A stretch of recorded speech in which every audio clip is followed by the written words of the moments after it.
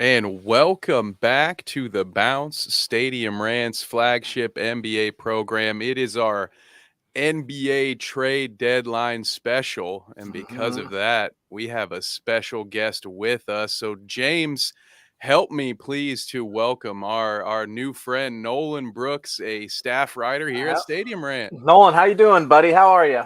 I am great. Thanks for having me on. There's a lot to talk about. I'd There, say even a lot might not be the right word there because there's more than a lot. It's So it I'm was excited. something today. It Yeah, was it was something today. That's for sure. I think I can't imagine how Woj and Shams feel right now. I their just fingers check. probably hurt. Yeah, I just imagine they're both just in an ice cold shower or something. Just yeah. Hands are in ice buckets. yeah, probably their phone too. Their phone has gotten that overheat. Like if you have ever had your phone too close to a fire, hmm their phones are just hang on, you gotta set me. I can't charge for an hour. So speaking of these trades, Nolan, we'll start with you. What was the trade of all the trade deadline moves today? And there were a lot. Which one caught your eye? And it can be for whatever reason, but which one stands out to you amongst the crowd? Well, obviously there's the big one in the room with KD, but I think the one that I really think is going to have the most impact is Jay Crowder going to Milwaukee. Uh, That's a huge move. That's something that they were trying to do months ago, even before Christmas Day. So the fact that they finally went out and made the move and in the process sent off some draft picks, I think Jay Crowder is going to be a good 3-and-D player that's going to make that Bucks team really, really good. And they're already at the tippy top of the NBA Yep. food chain right now. So to go out and get somebody who's going to make them better is pretty scary. So I'd say the Jay Crowder move for sure. hmm Yeah, that was a big one. And 5 second-round picks in return, which will be somewhat of a theme for the afternoon and Yeah. this show this evening. James, what about you? Which one stuck out amongst the crowd for you? There were a lot of crazy trades. There were a lot of smaller moves that might slip through the cracks for some, a lot of future buyout moves, I believe. But hmm which one caught your eye? I think, like Nolan said, the KD one's the obvious one. I went to sleep last night and I woke up. He was in Brooklyn when I went to sleep, and when I woke up this morning, he was in Phoenix. I think D'Lo to the Lakers is really interesting. The full circle return trip they got out of Westbrook. They got him in. They got Malik Beasley. They got Jared Vanderbilt. We'll talk about it more. Is it enough to save their season? I'm not sure, but I think it's interesting. They got getting out of Westbrook is the key there. They got away from him.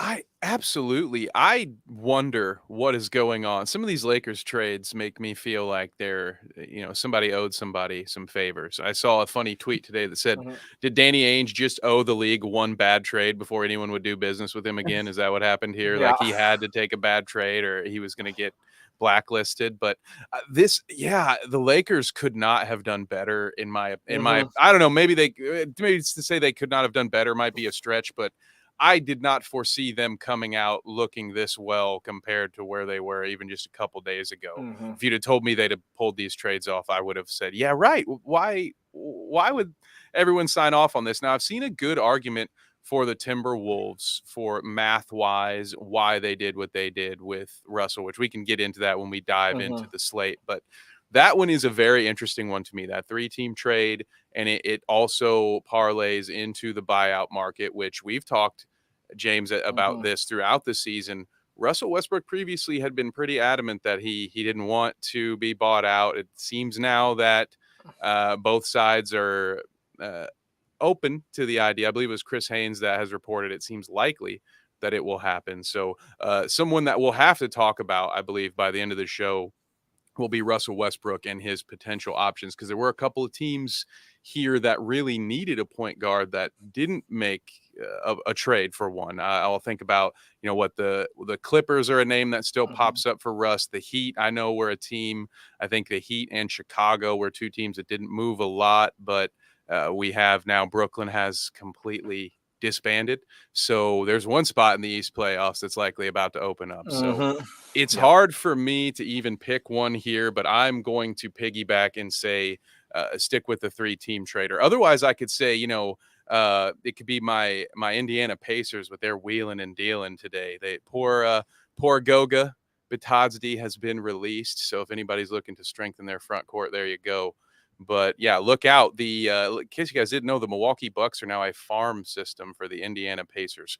3 different Bucks were sent to Indiana today in one of the many anomalies, we'll call them, of this year's draft deadline. Now, before we get into all of that, we have to take a little break to acknowledge history, because we normally dive deeply throughout the highlights of the week, try to find the biggest and best stories for you. But this week, there's really only one that's not about the trade deadline. So we will sit back here for a second and just let the moment speak for itself. Westbrook looking for James. He's got it. Coming to the end of the third quarter. LeBron James, a shot at history. It's unbelievable. There He did it. It's unbelievable. Number one. Skyhook as you can get, man. Yeah. Did you guys see the footage of him practicing skyhooks pregame? Because I was going to be really upset if he broke the record with a skyhook. It'd be awesome if he did. Well, they were saying, well, what if he tries it and he misses? Is he allowed? Like, is he morally allowed to try another skyhook?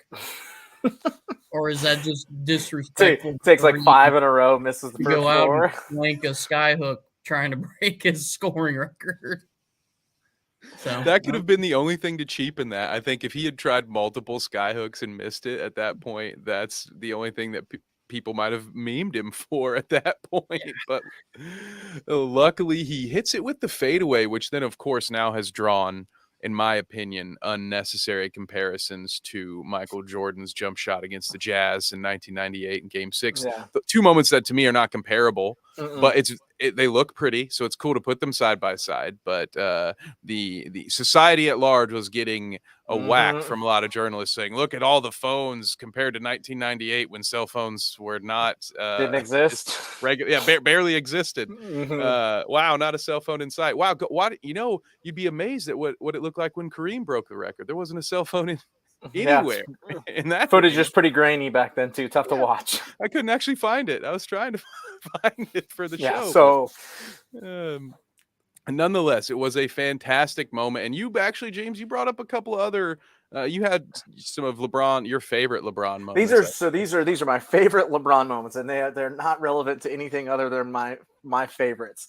The first, we got to get to my stats here. The first video I'm going to show you came from their 27 game winning streak. Did I accidentally erase that? Where is it? Oh, there it is. 2013 with the Heat was my favorite LeBron era. Like I didn't like him after, I didn't like him before. That's the only 4 years I liked. Villain LeBron. I liked Villain LeBron. 27 game winning streak, second longest ever, spanned 53 days, 13 road games, 14 home games. They erased 7 double-digit deficits. They beat 20 teams during that stretch. LeBron averaged 27, 8 and 8 while shooting 57.5% from the field. That was his MVP season. And they gave us this gem. I should be asking you to specify more, but we'll go to the highlight and not talk about the MVPs LeBron deserves. They gave us this gem that sent Jason Terry. Jason Terry, they sent him back. They sent him into retirement. His title before that happened. It is man. The Norris Cole alley-oop and just nope. See you later. Deuces. Oh. There's got to be something to be said about Jason Terry's heart. You know, to even put himself through that. Yeah, he had to know there was no way that was going to end. He's never blocked a shot in his life ever. That is almost, when I think of Heat moments, the most iconic one I think is the one that Space Jam 2 memed, which is the Dwayne Wade doing the arms after the alley-oop, and you've got the still image. So that fantastic. This one's up there too. I had almost forgotten about this one, but it's not the only. You've got some perhaps maybe the greatest defensive play and I think one of his most iconic plays when it's all said and done is going to be the block versus Golden State. We're talking, I know he became the all-time leading scorer this week. We're talking about his defense here. This I think is one of the most iconic plays. It'll be of his career, and then we talk about pre-show. it's probably the most iconic block ever. Yeah, I want to maybe give you that props, Nolan. I think you might have said that as he well. said Yeah, it. yeah. Yeah, I mean, that's arguably one of the best defensive plays we're probably going to see for the next 20, 30 years. I mean, he came out of literally nowhere. He was on the other end of the court. If you go back and you watch like the full live play, he is on the other baseline, and there he is. I mean, Yeah, you can see It him. starts a little even farther back. Yeah, He's you about at the shouldn't be elbow able extended. to physically be able to do that, but it's LeBron. I mean, what do you expect? It's the king. Unbelievable. Yeah. So we all got to watch it. It was a Tuesday night, 10 o'clock game, Oklahoma City. I thought it was interesting how many people were frustrated that they stopped the game when my opinion was, no, why else are we watching this game? It's almost 1 o'clock. Yeah. I'm watching the 12 and 13th seeds in the West. This is exactly why I'm watching the game. In my opinion, of course, you stop the game, you take the photos, and you move on. I think it unfortunately might have been to the Lakers' detriment because they couldn't hold on to win that game. But Nolan, I'll go to you first. What were your thoughts on that moment in general? I mean that's history. That's the easiest way to put it. Just because I'm too young to say, oh, I remember watching Michael tear up the NBA. That's before my time.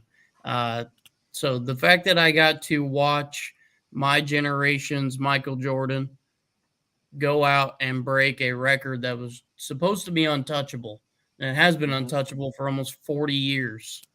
I mean, that's just no accident. You don't walk into breaking the scoring record. Yeah, he shot at the 3-point line, and Kareem didn't do that. But hey, you adapt and you change the way the game asks you and commands you to do it. And LeBron is the gold standard of that. And so it was awesome. There's really just no other way to put it other than there it is. Bask in it, hate him, love him. That's a 40,000 point scorer, and he's going to end it past that. So he's going to be the first 40,000 point. That is insane. It's like when best comparison I think was Steph Curry when he broke the 3-point record. Everybody's like, "Wow, yeah.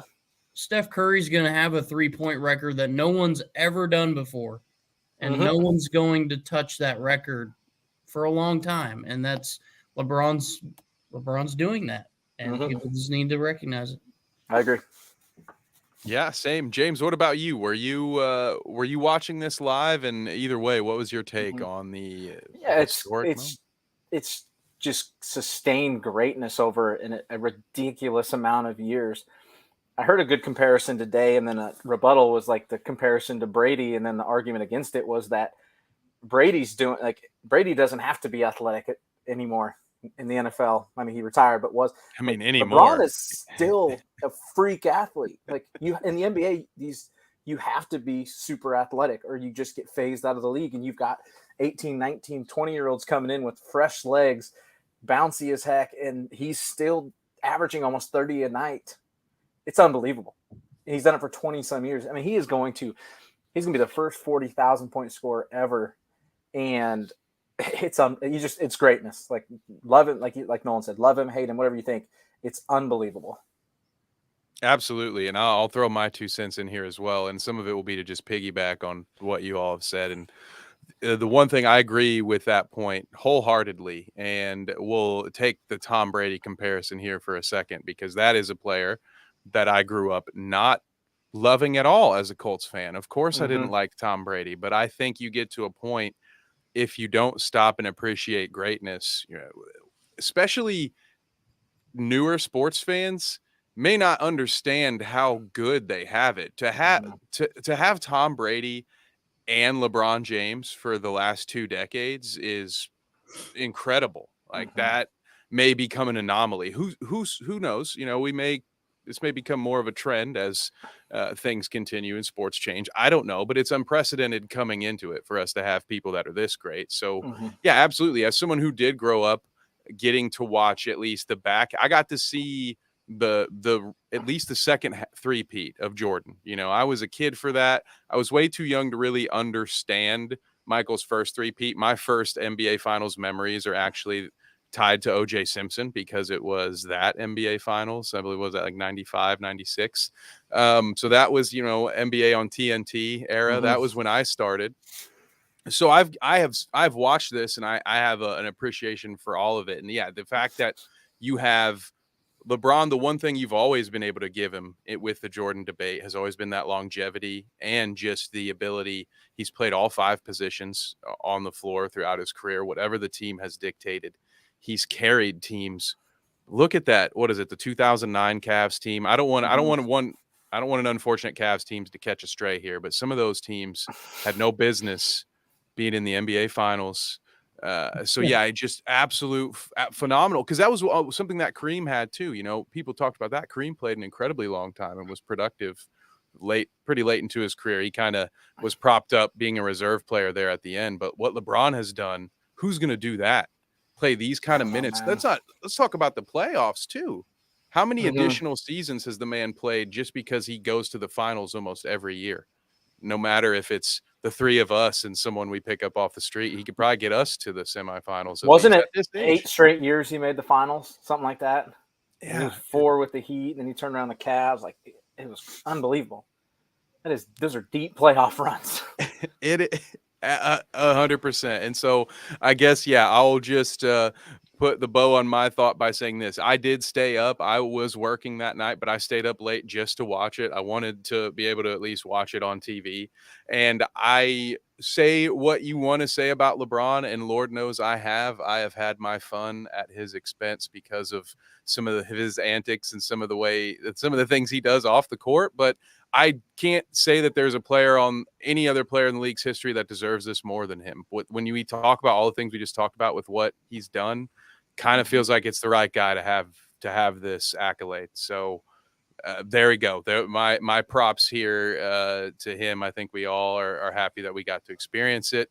And now he might be playing some winning basketball, because I will say the only downside to it was you got to beat the Thunder on that night. You got to find a way to beat the Thunder. No knock to the Thunder. They're going to be 2027 champions, right, James? I'm telling you. They're going to be good, man. They're going to be good. And unfortunately, the timing of it was just weird. He makes a shot with 10 seconds left. Like, it's just, I understand people being upset. It was just the timing was goofy. It is what it is. That was awkward. I forgot about that possession. That Thunder possession to end the third quarter was awkward. They come back and it's 10 seconds, and then it's to the fourth. You have to acknowledge it, like you do, and I'm okay with it. But you're right. Now they've made the trade now, and can they get this train back on track is the key for them. It will be interesting, and I guess well, you know what? I'm going to pivot. I was going to transition into Laker trades, but we have so many trades happened today during the deadline that I wanted to take a step back and make sure we covered the trades that happened before the deadline. So maybe let's start with someone that for all of about 6 hours, we all thought maybe might go to LA. Let's go with the Kyrie Irving to Dallas trade, because it's already paid off for at least one game, right? But James, I'll start with you. What's your first take on the Kyrie trade? We've talked at length about getting Luka a sidekick. Me and you have talked plenty about it. So I like them going all in and doing it. It's 2 ball dominant guards. It's going to be very interesting. I mean, Kyrie Irving is a superstar. Absolutely. He led him to a win in his debut. He had 24, 5, 4. He's really good. They're gonna have to figure out how to do it. I guess Kyrie's played with LeBron, like he's done stuff like this before. Now they got worse defensively. They're terribly thin defensively, so it's going to be an offensive showcase. So I like the all in. Is his contract up this summer? Or does he have a player option this summer? That's a great question. I believe it's up. It might be a player option though, because of the way I'm trying to believe. When I think of the way his trade request was phrased when the news was broken, I believe it was saying that he would go into free agency, or he would leave in free agency. So that sort of implies that maybe there was a player option there, just the way, because otherwise, Okay, thanks, Nolan. Yeah, Yes. yeah. So they got to make I'm sure they're going to do everything in their power to re-sign him. But as long as they get them re-signed, it's fine. It's going to be interesting. It's going to be. I don't hate it. I don't hate it. Okay, I do. fair enough. I do like their willingness to go all in. We've talked about this at length. Like they had to do something. I agree with that. Nolan, what about you? What did you think about Kyrie to Dallas? Do you think this was the right move for him or for Dallas? For him, yes, because he gets out of Brooklyn. That's been a problem for almost a full calendar year, if not more.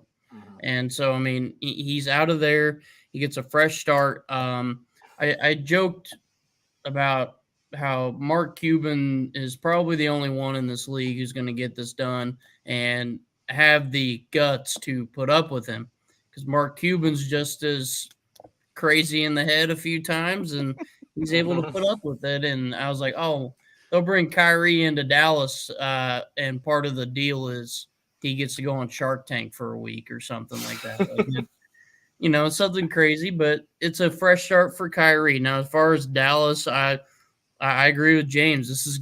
You're going to have to figure it out. Kyrie Irving is an ISO dribbling master basketball player. That's how he is. And last time I checked, Luka Doncic just signed one of the largest deals in NBA history. If you ask me who I'd rather take right now, probably taking Luka. That's just kind of where I'm at with it. But if they can figure it out, I think they can make some noise. Unfortunately, they got to deal with the rest of the trades that happened, because before those happened, I was like, wow, okay, Dallas, you went out and made a big move. You might make some noise. Well, we'll see now, but if they figure it out, I think it could work out for them.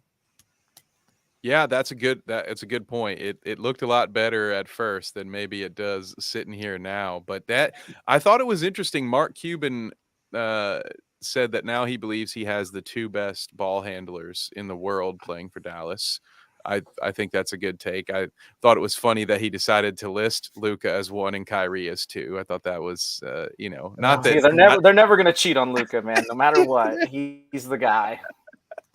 I just thought it was a funny way to start your relationship with Kyrie. Like, you could have just said, we have the two best now, and then just end of sentence, move on. But I don't disagree with you. And as Nolan pointed out, they did just invest in Luka. Luka is their guy, and he's got the years left. And not to mention, he's there every day.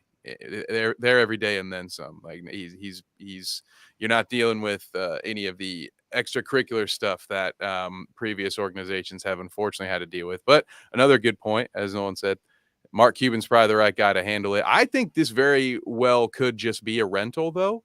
I think that's part of what intrigued Dallas about it, is that, okay, worst case scenario, we can walk from this in the offseason and try to go get some other big free agent. And I think that's why they're willing to take this risk, I guess, because I'm hoping that they know enough to see the things that the three of us see and that everyone who's watched basketball sees, which is these guys do the same thing, which isn't usually complimentary, and you don't really have a lot going on around you, and you certainly don't have a lot now.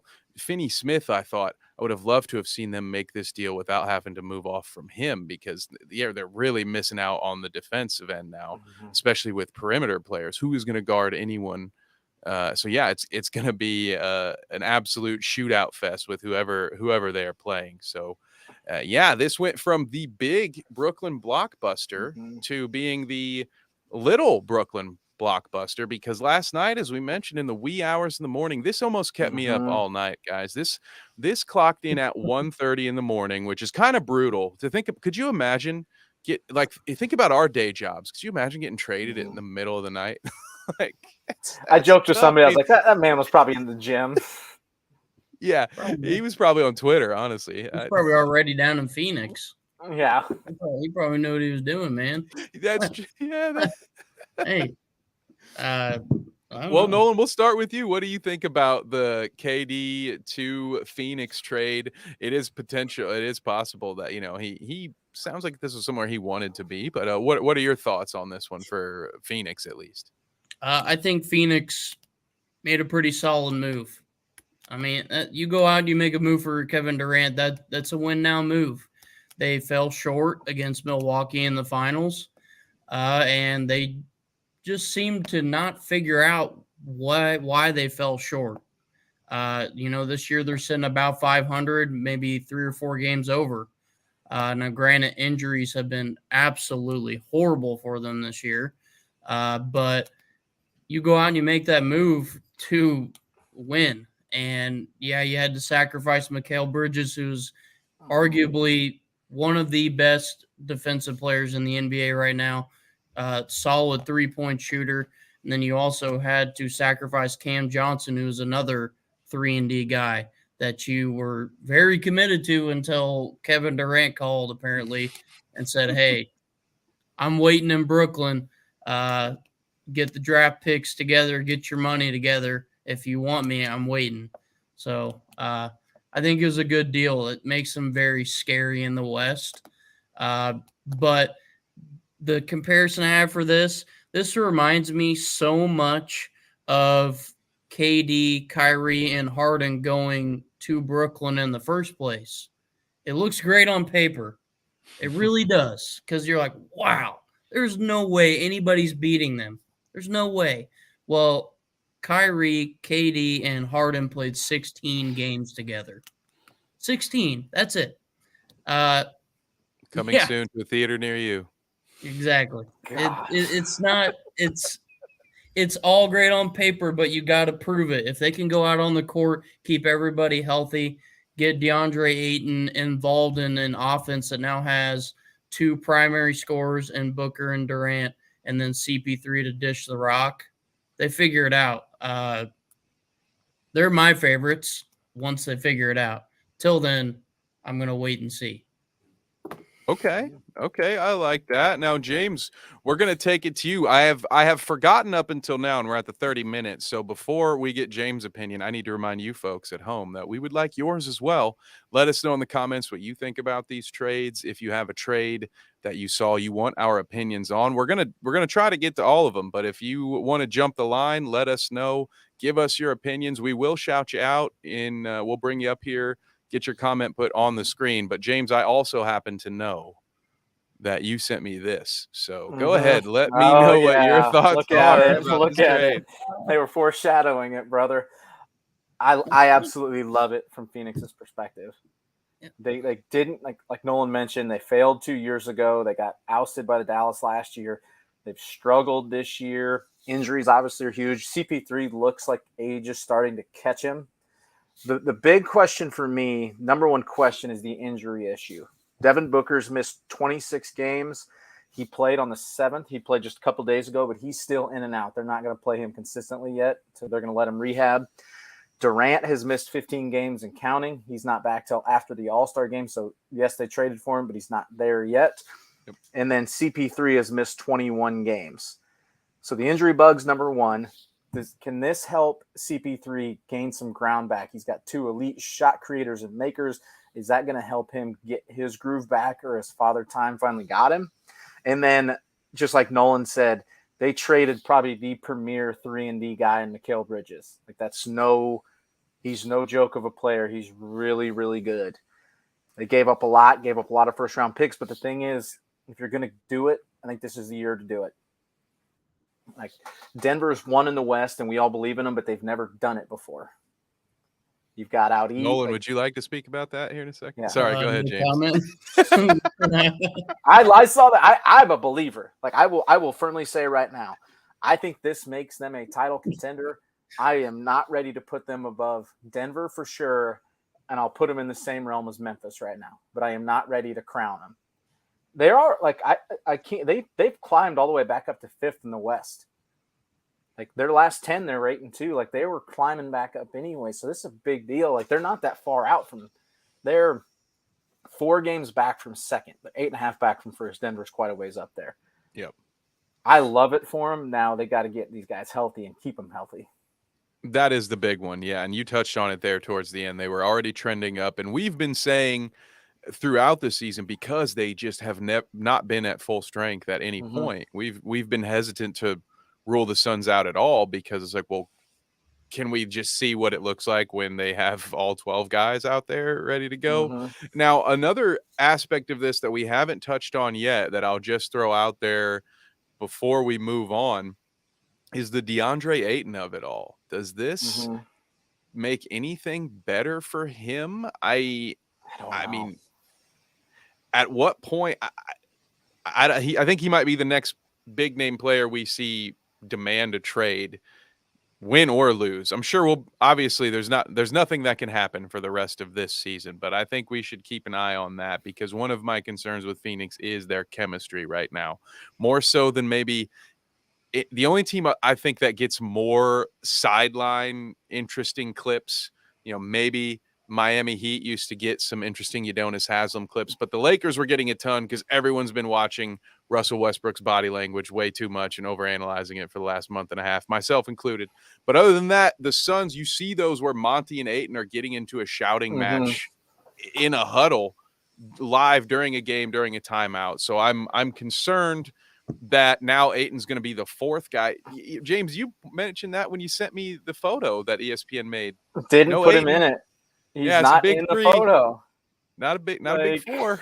They didn't put him in the picture. I was like, whoa. He's getting paid now. Like, I don't know. I don't know if this is better or worse. Like, now Monty's an elite offensive mind. That's going to help, but I agree. I don't know. That's a lot of shots not going to him. Now, winning cures a lot of problems.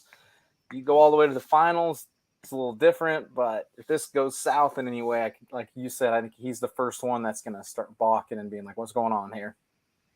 Yeah, we will see. Now, conversely, if they get it together, like you both have said, with Ayton in the mix, it's hard for me to say that this team won't be in the Western Conference Finals. And since we did talk about Denver, I know this wasn't one of the biggest trades here, but we're going to get up to some of the bigger ones. But since we do have Nolan here with us, I did want to ask you about the Bones Highland trade. And if you could, I'm sure there might be a couple other Denver moves that I have missed. Was Barton, I believe, help me out. Did I miss any other Denver trades? But what were your thoughts on that one? So Will Barton, we moved him. He's in Washington now because we traded him for oh goodness. He was part of the KCP trade, the Contavious Caldwell Pope trade. That's okay. So that was part of that. But the only other move besides sending out off Bones, which they were anticipating that just because it's a cap space move, and they're committed to Jamal Murray long term. So they're like, okay, if we can get something out of Bones right now, who's 21, 22 years old and has plenty of years left in him, let's do it now. So, I mean, it made sense. It sucks because he's played great this year. And when Jamal Murray was out, he stepped up and he's a starting point guard. I mean, wherever he would go, it made sense. And so sending him to the Clippers, I think, is a good spot for him. They need rotational players right now. And then the other big move that I wouldn't call him big, but they got Thomas Bryant from the Lakers.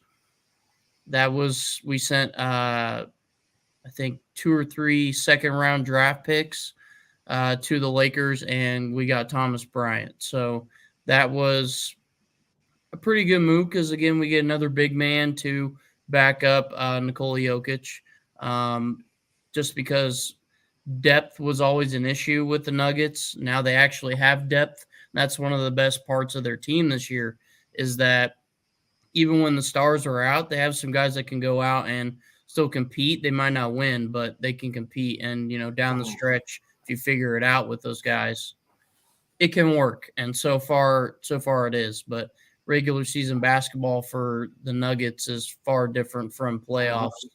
And their playoff resume is basically nothing. besides a Western Conference Finals appearance that they were in for a grand total of 5 minutes, it felt like, because then they got smoked by the Lakers, and that was it. But Bubble, we don't know if it counts, so you can say you can act like it never happened. Don't get James started on the bubble. but yeah, so they made some moves today. I didn't expect them to be super active just because they've got some guys. I mean, Aaron Gordon's there for a long term. Nicola's obviously there long term. Jamal's there. Contavious is a good piece that we added with the Will Barton trade. So they've got what they needed, and they went out and made what was necessary. Yeah, I like the Bones Highland was someone that I was looking at because I thought it was an interesting piece. You hit it on the head there. I think that's someone who, given more time, more opportunity, is going to grow into a starting point guard. That's why I do think it's interesting that the Clippers are still going to be in the running for some of these other guys, because it seems like they may just concede to keeping him in the rotation, which I guess then that slots Terrence, because Terrence Mann has played a lot of point guard for the Clippers almost out of necessity, but it's kind of worked out because he fits the role pretty well, but I don't think he naturally is a point guard. So maybe they will slide him back out to the wing and play them together. But I am excited to see what happens with Bones. But yeah, I do think you guys have a great team. And yeah, when you have Thomas Bryant, it was interesting. From what I saw, he requested the trade. It looks like Thomas Bryant wanted out of LA because once Anthony Davis came back, he wasn't getting playing time. So, I mean, you see it. He's got that dog in him. Here's a guy who knows darn well that LeBron James is going for his record, and he is posted up, and he had position, by the way. By the way, Coach Kev says if you're not going for the NBA scoring record, you get the big man the ball. When he's got that positioning, you get him that ball. And even Thomas Bryant was like, hey, man, I'm right here. So he wants it. He's ready to go. So I think that's exciting. Wasn't there a player? I believe it was like Davin Reed, maybe. That was there a player sent back in the Thomas Bryant trade? And the only reason I mentioned it is I believe he's averaging like 2 points a game. Nolan, correct me if I'm wrong here, but I think he's shooting like 36% with limited 3-point attempts. So way, way, way, way down on the Denver Nuggets depth chart. But yeah, we sent Devin Reed and then 2 or 3 second rounders for Thomas Bryant. So it's again not a humongous loss. No, but moves are made, and I hope Bones really does get a chance to show what he can do or what he's already done, and I hope he gets to flourish. But the Clippers went out and added Eric Gordon today, so we'll see. Yeah, one of my favorite. We'll see. One of my favorite story arcs of the day was all the people returning home, and with Eric Gordon returning to the Clippers, that kind of segues us nicely into this next one. I think that we'll probably spend a little bit of time on here, James, and I'll start with you, and that's D'Angelo Russell coming home in a three-way trade. I don't know. Do either of you guys have all the details pulled up? Because I do. I typed this one out. So the Lakers got James. D'Angelo Russell, Malik Beasley, and Jared Vanderbilt from the Jazz. Or they both came from the Jazz, didn't they, Nolan? Yes. Yep. Timberwolves got Mike Conley, Nickeil Alexander-Walker, and then 3 future second-round picks. And then the Jazz got Russell Westbrook, who looks like a prime buyout candidate. Juan Toscano-Anderson, Damian Jones, a Lakers. I think this was huge. The Lakers top 4 protected that 2027 pick. So the Lakers got shooting and a playmaker without mortgaging their future in both those picks. And if it's top 4 protected and LeBron and AD leave and they're awful, they still get it. And it's come full circle. Cap flexibility because D'Lo is up for he's a free agent at the end of the year too, right? Russell? Yep. At 30 million or something around there. So yeah. Again, it's almost like it's possible to keep him. Rob Pelinka's got photos of somebody somewhere. That's all I'm saying. How do they come up? Just it's well done, everybody. Well done. Although the Timberwolves, I think there's a lot of reasons this math made sense for them in regarding because with Conley makes about 20 million, so it's still a pretty high salary.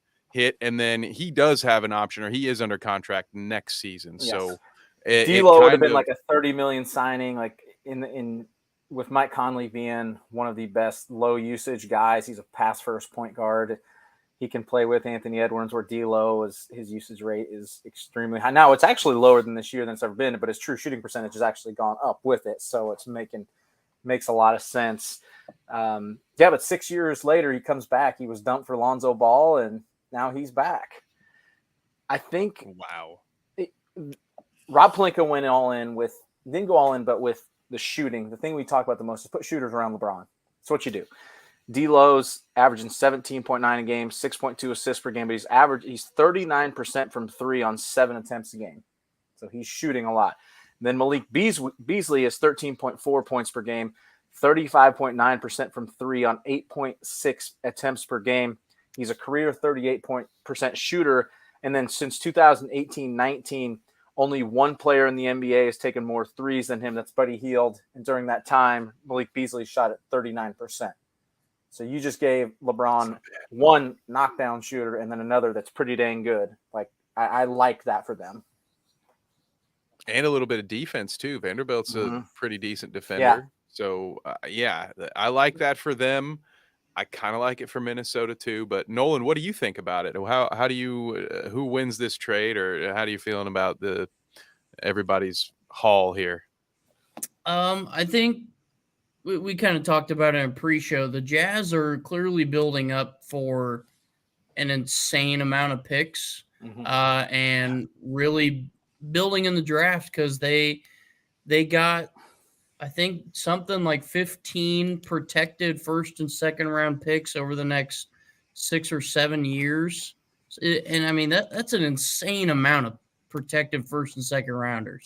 And so, I mean, I think they're going the direction they wanted to. When you move Donovan Mitchell out, then you're committing to a rebuild, because that was the last piece. You got rid of Gobert, and then once you moved Donovan Mitchell out, that was it. So they're prepping for a rebuild, which is what they should be doing. They have a couple good core pieces in Markkanen, Ochai, Colin Sexton, and Jordan Clarkson. I think that's a good core 4 or 5 to build off of, and then go from there.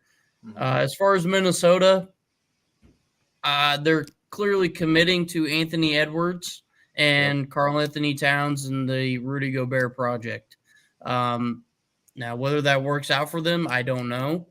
That's going to come down to draft picks probably again for them. That might be a year where they're really bad again.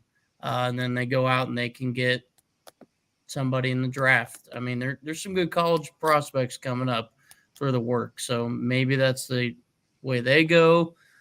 The Lakers, I think, won this trade. The Lakers needed to go out and get a good defensive-minded guy. Jared Vanderbilt's that guy. He's young, and he can be molded the way they want to. And that's what they needed, and they got that. D'Lo, obviously. This D'Angelo Russell is not the D'Angelo Russell from 6 or 7 years ago. This is a veteran, molded D'Angelo Russell that knows how to win and knows how to go out and be productive. And that's going to help them big time, because Russ has started to decline with his shooting abilities, and D'Lo is going up. So take your losses there, and you got somebody better. So, and then Malik Beasley was already just a good role player. So you get to add that on top of getting D'Lo and Vanderbilt, which is 2 positions that you were hurting at. And then you added Malik Beasley to come in and play shooting guard for you. That's a win. That's Rob Pelinka going out and recognizing he needed to make a move. And I think this all but puts them in a good spot to say, okay, we can make a run if we want to. But it's got to be perfect, because they are so far behind at this point that if it's not perfect, it's not going to happen. Yeah. So Nolan, they're 2 games out of the play-in game right now. One of the teams ahead of them is the Jazz, which we all think they'll probably fall out. Where do you see them finishing? They're 2 games out of the play-in. They are 4.5 out of 6th place. So it's not like technically they're 4.5 out of 4th place. It's a major tie there. Where do you think these guys finish up? I definitely could see them at bare minimum. I think they could get to the top seed in the play-in. If they 7. get going and get to 7, I think they could do that. I think that's very doable. Extreme amount. The top of the West is going to have to lose a lot of games, and I don't see that happening. Yeah, I would agree. So So far ahead of them. Absolute extreme, they maybe get to the last playoff seed. Not avoid the play-in, the 6th seed, get into the playoffs and get in at 6. Yeah. But then they'd have a really tough matchup if Denver holds up. Say Phoenix makes a good run and Phoenix gets up to the 1 seed. I mean, I wouldn't pick this Lakers team, even with D'Lo and all them, to go into Phoenix and win 7. I wouldn't pick them to go into Denver and win 7. I know I'm very confident in my Nuggets team, but I'm on board, man. I'm the same way. I'm in. This is the year. I think they would have to figure out a lot to get to that point. So realistic, probably 7 seed, and I think they could be a very legitimate winner in the play-in, and take command of the play-in, and then be like, okay, we're the real deal. We deserve to be in that last spot for the playoffs, and then we'll see where they go from there. I think that's how I feel too. I think this is enough to push them into the playoffs.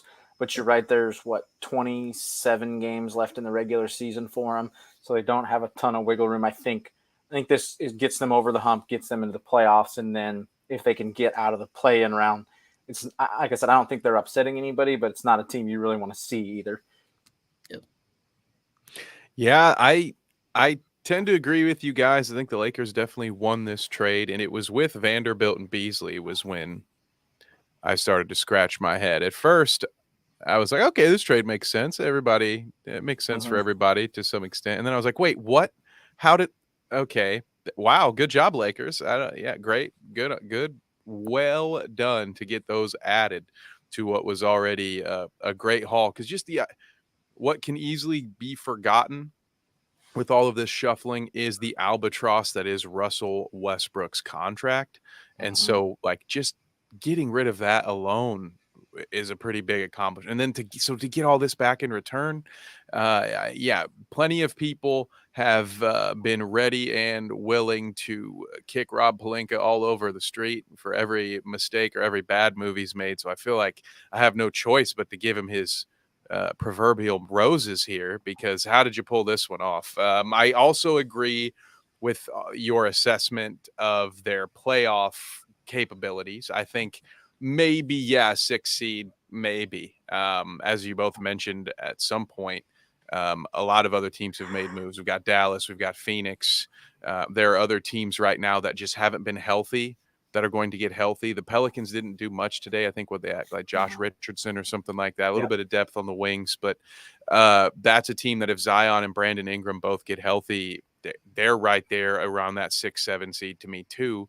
And I don't think they're just going to roll over for the Lakers either. And how confident are we that LeBron and Anthony Davis are going to play for the remainder of the second half? Because as you both mentioned, they're going to need a run. They're going to need a winning streak at some point to make this happen. In order for that to happen, all these guys are going to have to play together, get it figured out. And so we'll go back to the Timberwolves briefly on this, because we all agree with Utah. James and I's only complaint will be here, and you all can check the archives and roll back the tape. Utah, we've been asking you to do this for months. You should have done this a long time ago. You just would have started your rebuild earlier. You'd be in a better position now for what we all knew inevitably you would do. You won way too many games early in the year. It was fun. It was a lot of fun. Lauri Markkanen did some amazing things. I think we were all happy to watch it, but kind of your own detriment. And I get it. It's not fun to suggest that a team should lose, but when you have assets, it makes best business sense to cash in on them when you can get your best return. So I don't think they did poorly here, but I don't know. I think Utah probably could have done better for themselves.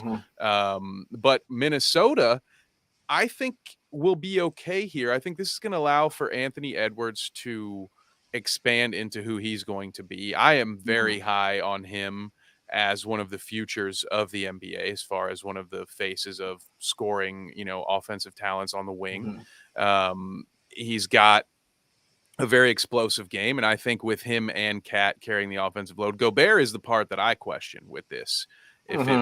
If it weren't for Rudy, I'd be feeling a lot better about all of this, quite frankly. But Mike Conley, I think, is the perfect complement to what these guys need. But he's with his veteran presence, with the fact that he is a pass first, run the offense point guard, but he's also a knockdown shooter. So you want to go ahead and play iso ball with Anthony and just have Conley fade to the corner. Well, he's going to knock that three down too. So that's going to play off well, as you both have pointed out at some point along the way. D'Lo has a much higher usage rate. I think James, it was you that was talking about that. Conley slides in better.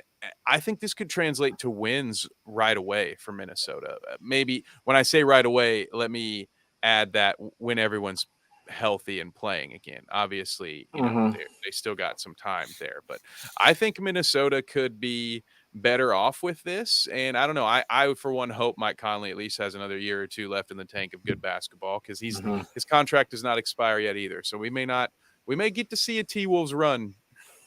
Who knows? We may get to see one. Where should we go from here? What is the next biggest trade? There's so many. Here for fun, let me pull up our little graphic here. Maybe this so can many help players jog some memories.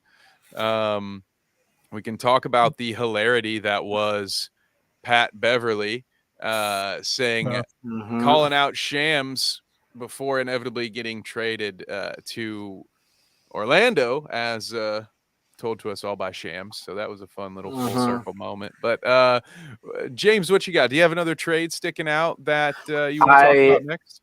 I love the Bucks getting Jay Crowder. I love this. This has been in the works for a while. The Nets flipped him after trading for him to the Bucks for not 1, not 2, not 3, not 4, 5 second rounders, folks. I love that trade. I think he gives them a wing presence they've been missing. He's waited out. He's wanted something like that. I kind of laughed when he went to the Nets, but you're like, he's going to get flipped somewhere else. I think that's a huge trade. I love that for the Bucks.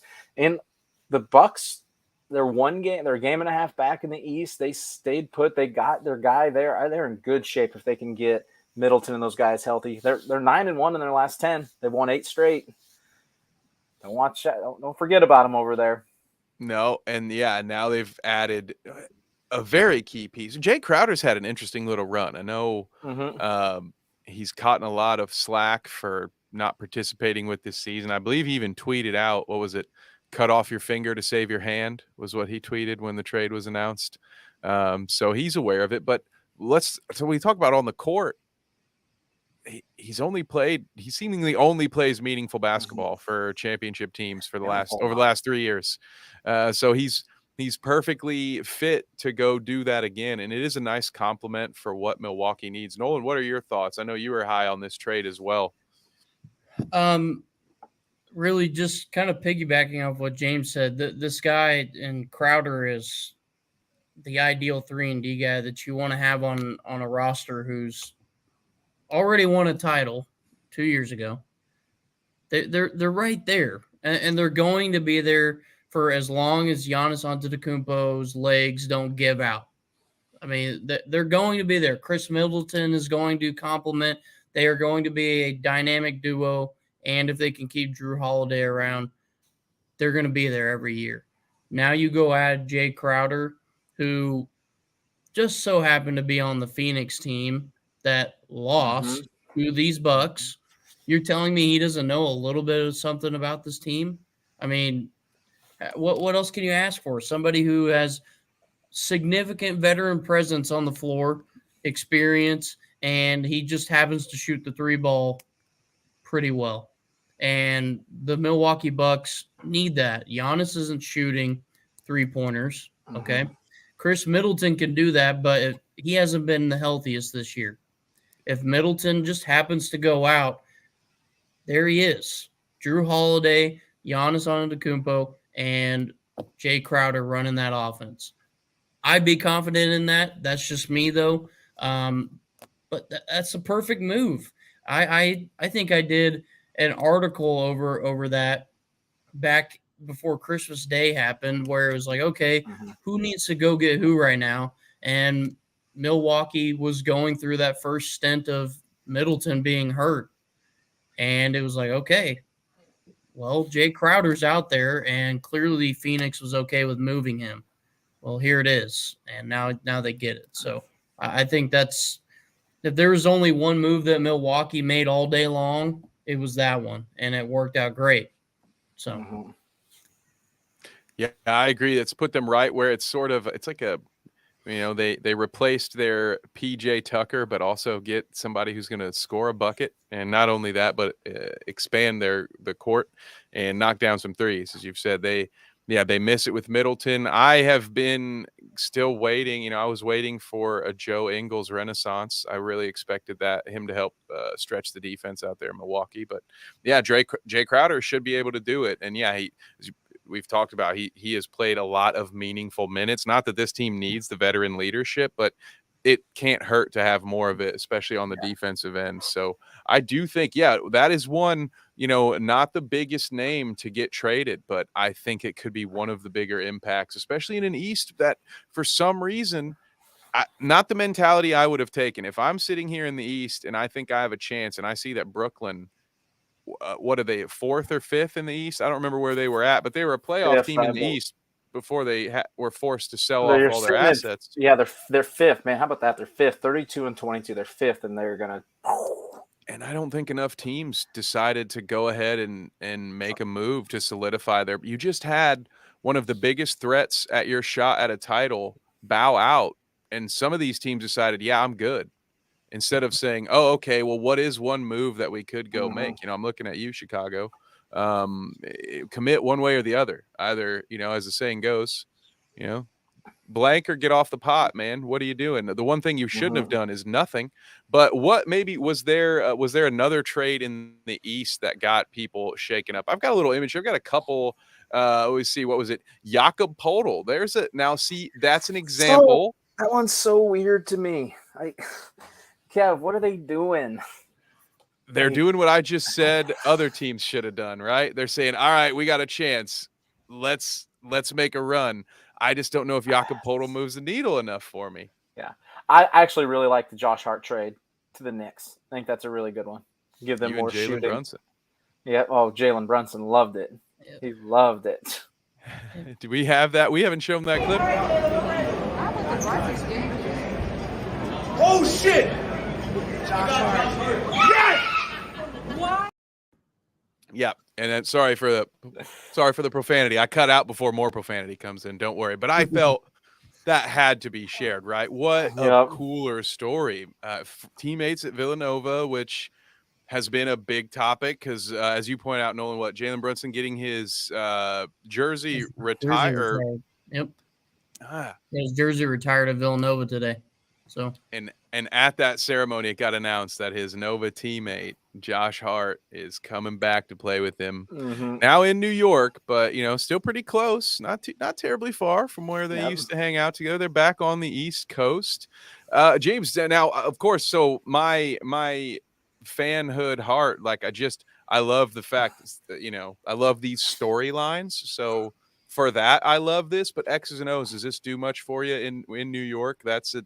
We're talking about a more open East. Does that trade in particular do anything to make you feel better about the Knicks? It makes me feel a little bit better. I think they're right in prime position to be the team that takes that 6th spot now. With Brooklyn going to fall slowly here. They're 7th, a half a game back from 6th. I like the added shooting, the added playmaking there. I like that trade a lot for them. Like I said, I don't think they're going to be hosting any first-round series, but I think it gives them a chance to get out of the play-in games. Perfect. Okay. Yeah. Nolan, what about you? What did you think? Anything feeling any better about the Knicks today? Yeah, I think it's a very good X and O move. Josh Hart is a player who has really developed quite a bit over time. Started out with the Lakers, and you're like, okay, well, where's this going? G League standout. I mean, you can play great in the Summer G League League. standout. I'm And, sorry. Summer League standout. I misspoke. yeah, But you can play great in the summer league and then absolutely bomb once you get to the big show. And so, at first you're like, okay, where's this going to go? Then he goes to New Orleans and he actually did pretty well. And he's really established himself as one of those guards who, yeah, he's probably not going to score 25 every night, but he might give you 15 a night. And I mean, that's 15 points that you might really need, especially, for the Pelicans having Zion out. I mean, got to have somebody do it, and he did well for them. So, the Knicks were needing some depth as much as Tom Thibodeau doesn't want to use Evan Fournier off the bench, who's leaps and bounds better than Josh Hart. But, not my team, not my decision. But Josh Hart gives him another rotational guy. And in the NBA, especially if you're going to make a legitimate run in a conference that has now opened up exponentially, having depth is not a bad thing. You can go out and you can actually win games. And, I've watched a few Knicks games this year because I had Julius Randle on my fantasy team. Hey, I've seen good basketball. They keep up with teams. They kept up with Philly the both times I watched them play Philly. So if that means anything, take it with a grain of salt. You go out and you add some good rotational guys. I think it's good for them.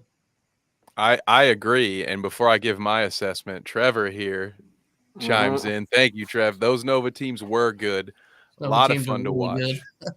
So much fun to watch. Yeah, and starting to look even better now a little bit in hindsight, as Nolan said. The career of Josh Hart has come on. What are you saying, James? Because they're no good this year. I watched them last night. Josh was very bad. They're not good. I mean, he's a year removed. Now, he only played 13 games last year before getting hurt. He averaged 19 a game last year, 37% from three. Like, obviously he's not going to do that, but he's 2 years removed from 13 points a game. So he's a good role player who career 34% three-point shooter. If you can keep it above that a little bit, that's a good move for them. He is, and Nolan touched on it, and we've talked about it before. I am very frustrated. I am constantly and have been constantly frustrated at Tibbs' rotation decisions. They don't make sense to me. I don't understand the nights when he goes 8-man deep and plays his guys for 40 minutes. It makes no sense to me when you have talent on your roster that could play. You can't tell me that there are those nights when Evan Fournier can't even get he can't get 11 minutes out of Evan Fournier. You're kidding me. Anyway, we won't get into all of that, but what we will say is Josh Hart is a player I feel like even Tibbs will understand that he can trust, because Josh Hart's going to play good defense. That's going to be the kind of guy that will crack a Tibbs rotation. Yeah, I definitely think, and to harp on what Nolan said, just because I hope Tom Thibodeau is listening, yes, it is important to have depth in your roster. It's even more important to utilize that depth, and at sometimes, make sure guys are playing. But anyway, New York, also again, to not be just completely negative here, there is a lot of talent on the court. They do have some guys that can play. If they can get it figured out, I really do think they could be a dangerous first round matchup for somebody. I wouldn't necessarily want to draw them, but I'll take it back. And with this one, I will start with you, Nolan. We'll go back to that same image. Jakob Poeltl from the Spurs to the Raptors for Khem Birch and 3 picks. How do you feel about this? I remember laughing when they were wanting 2 first rounders for Poeltl. I thought that was a little bit high, but what are your feelings on this one, Nolan? Well, this is a reunion. They drafted him, so another one. I think this was a situation of seeing how well Greg Popovich turned him into a pretty legitimate center.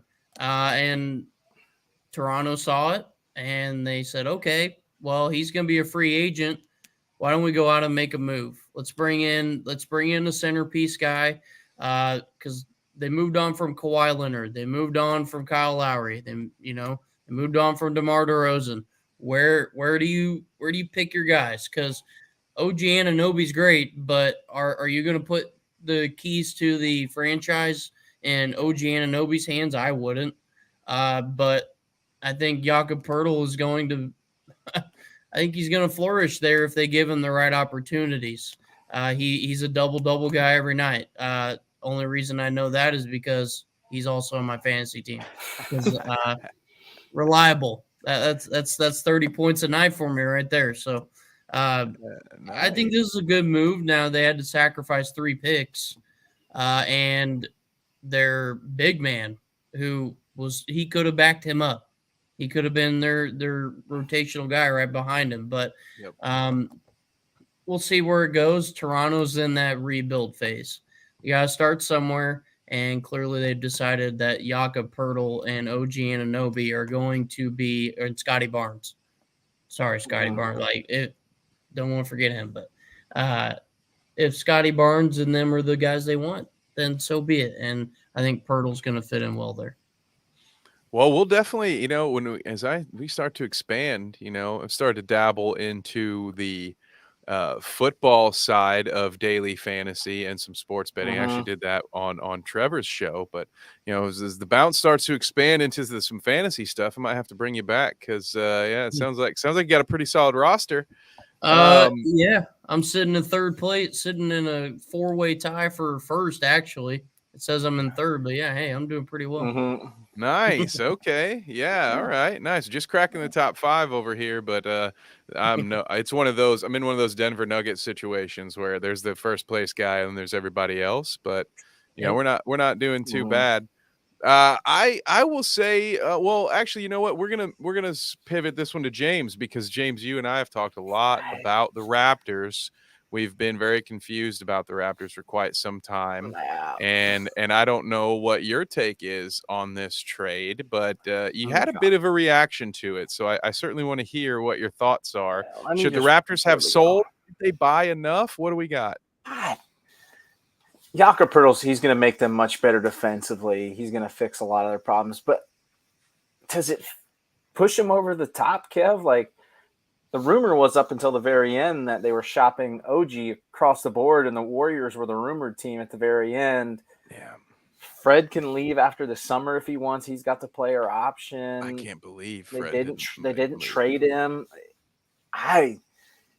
It's weird, man. Like, they're 4 games under 500. They're in 10th, so they're in the play-in game, but that's it. They've won 3 in a row. Good for them. I don't know. I'm confused. It's one of those. It was them and the Bulls. We talked about at length about which way are you going, and neither. I guess both of them showed which way they're going. They're going to ride it out, and these guys double down on it. At least these guys did something because, and Nolan mentioned with Kem Birch, that's a guy with some potential too. Like they didn't get this for free by any. Like that's a pretty big haul for Pirtle, and we've got Siakam in the mix too, and we've got the rest of this year with Fred VanVleet. But got to get him re-signed this summer. You mentioned they're in 10th. I'm just gonna, for fun and just for those playing along at home, I'm gonna read to you the 9 names ahead of Toronto, and you tell me who is going to make way for this group. We've got, of course, Boston, Milwaukee, Philly, Cleveland, Brooklyn, probably. There's a candidate. Miami, New York, Atlanta, Chicago, Toronto. Now, I will say beneath Toronto, all you have is Washington and Indiana, and I don't think there's anybody beneath Toronto that's making a run either. Sorry, Pacers fans. I love you. I'm wearing our colors here, but let's be real. We're not. We also, Pacers, you're also on my list of why did we win so many games early? What are we doing here today? But no, I just don't see it 13 and a half games out. Again, they rattle off 9 in a row. We're singing a different note potentially, but I haven't seen it.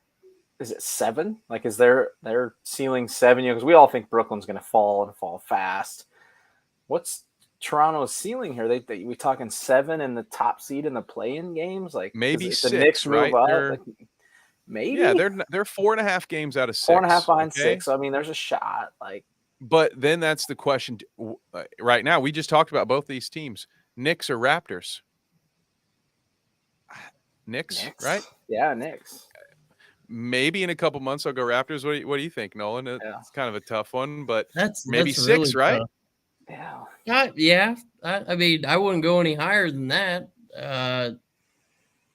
Wow, that's the Raptors would have to do a lot. I've seen more from the Knicks where I'm like, yeah, okay, I could see it. I could see it, but the Raptors have to do way too much. I don't know. Yeah. And I could be wrong. That's crazy things can happen now that teams know that there's another path into the playoffs with the play-in tournament. They know it's there now. So there's a whole nother level of anticipation that they might have. And now that they know Brooklyn's probably going to start tanking, we'll see. I don't know. They have the pieces. It's there. They have the ability, but now can you put it together? Is Jakob Poeltl the answer? Maybe. He helps them a lot defensively. He does help them there. It helps. He certainly helps. I don't know if it's enough. Bet all of it on him though. Yep. I think we're at a 6 or 7. Yeah, I think I feel like they're a play-in team no matter what. Now Trevor hopped back in and mentioned our boy. That was Fred. about a few minutes ago. Yeah, Fred VanVleet, right? Yeah, I was like, me and Trevor were both at Wichita State when he was rolling through. I was a manager then. I was a GA then. So yeah, that's Trevor. That's awesome. Trev's a big fan. The good old days, and I love that. Fred VanVleet and Ronnie Baker. Yep. Running that conference. They were so good. Toledo did not produce much while I was there. Now the coach that got hired after I left has been the coach since in Toledo. Kowalczyk, yep. Very good. Yeah, Coach K, as we, called him with a grin, Yeah. So couldn't pronounce his name either. So it was Coach K. But yeah, and that let me take this time to remind you again out there, those of you watching, and thank you, Trevor. But we want to hear from you. We want your comments. We want your questions. We'd love to answer them. There are so many trades. How many, Kevin, you ask? Oh, I don't know. Maybe, where did my darn photo go? That many. So, yeah, fire away in the comments. We want to hear from you. We will break them down. Where should we even go next? I'm going to just look here at our screen. Oh, yeah, Mason Plumlee to the Clippers. I forgot about that. The Clippers made a bunch of interesting moves today. So Gordon, Plumlee, Bones. 3 different ones. Yeah, you get Bones Highland, you got Eric Gordon, another guy full circle was drafted by him, and then Mason Plumlee. No big stars, but a lot of role players pieces coming in there to help them out, to try to push them a little bit higher, maybe get them over the top. Worth noting, I think, also on the back end of that trade that the Hornets are already talking to Reggie Jackson about a buyout. So someone else that's in the point guard market will be able to they traded John Wall. Reggie.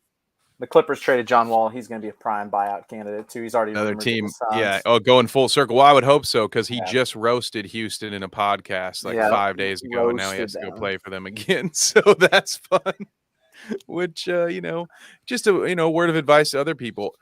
If you're still in a career field, it's probably never a great idea to just go ahead. If there's ever a chance that you might have to work for those people again, probably just wait until you're retired to spill the tea. Just, going to be kind of awkward when he goes back. But I think he's going to get bought out. What about Nolan? Do you think he plays for Houston? He will retire before he plays for Houston. He better hope Kentucky calls and asks him to be like a assistant coach or something to go back there before he tries to play in Houston.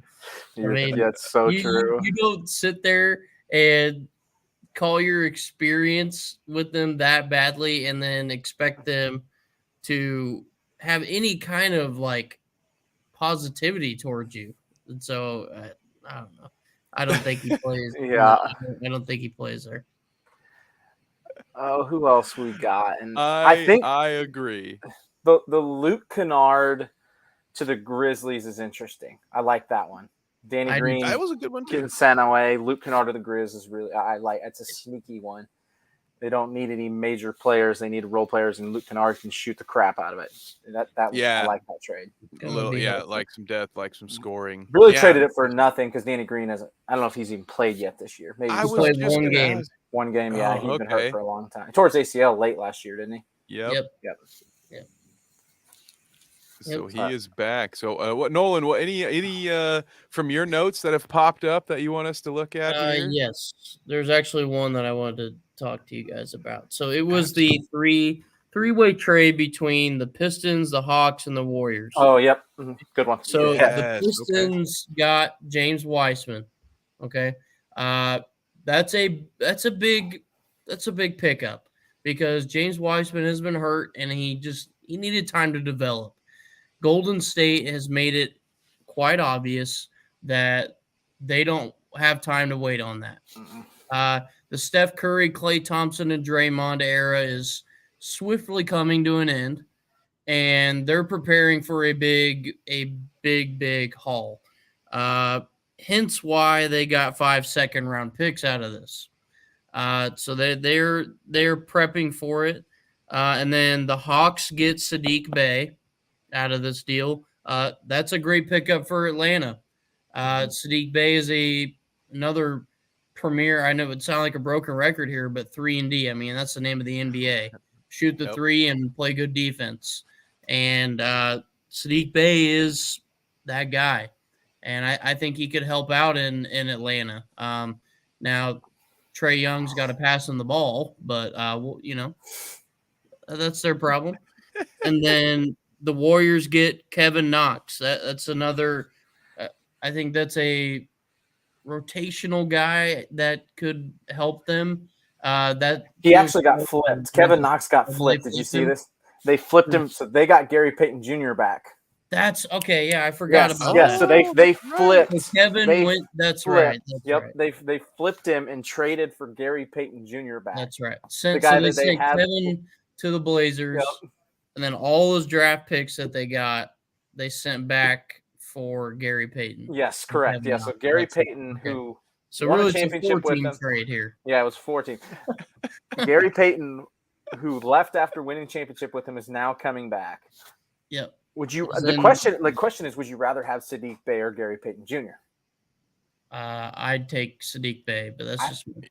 I thought it so depends too. on your needs, but yeah, I'm agree with you guys. Give me Sadiq Bey. Golden State really likes Gary Payton. Yeah, that's the argument why they wanted Payton is because he's been there, done it with them. If I'm the Warriors, maybe I need Gary Payton a little more than Sadiq Bey because at least in Golden State, I have 3 guys I trust to knock down threes at any given point. Gary Payton is their defender. He's not huge, but he was a guy guarding Tatum and them in the championship last year, so he was a valuable piece they missed because their defense has been atrocious this year. But Sadiq Bey, to jump in on that, is a big get for Atlanta to me because not only he is a great 3-and-D guy, but he also has the clutch gene too. He's hit some game winners. He's not going to now. As Nolan also mentioned, he may never get the opportunity to take a big shot. But if other guys get doubled, Sadiq Bey is not the guy to be left open in that in that situation either because he will knock that down. So a guy who has maybe flown under the radar for some because he has played in Detroit where, unless you're a real hoop head, you're probably not watching a lot of Pistons games. But I do think Bey, I was surprised to see him flipped, but then once we see the Gary Payton Jr. of it all, it makes a little more sense to me because I was impressed when I was like, ooh, the Warriors went and got Sadiq Bey. Like, okay, they're going to be able to have at least 2 shooters on the floor at all times. Like, no matter what lineup they run, they're going to be nasty. But I don't mind that. So Nolan, who else was in that trade? Did I miss? Because we brought that 4th team in. I want to make the Blazers got Knox and a bunch of picks. Then James Wiseman to the Pistons. What are your thoughts there? Go ahead, Nolan. 2027. I don't know what they are going to use him for. They have Isaiah Stewart and they have Marvin Bagley III. Are you going to pick James Wiseman over them right now? I mean, I wouldn't, but Wiseman can't be very old, right? No, I think he's not at all. Like, I think he's 22. Is Isaiah Stewart up for a contract? That because maybe Isaiah Stewart's due to get paid and then move him. Yeah, maybe that's then it. Maybe. But I would agree with you, right? As of today, if we're just talking X's and O's, I'd rather have Stewart. I think it's more of a rental thing, and then maybe if a team is really interested in getting a young center who they can develop, I mean, then he's out there. That's a good point. Unfortunately for him, 21 years old.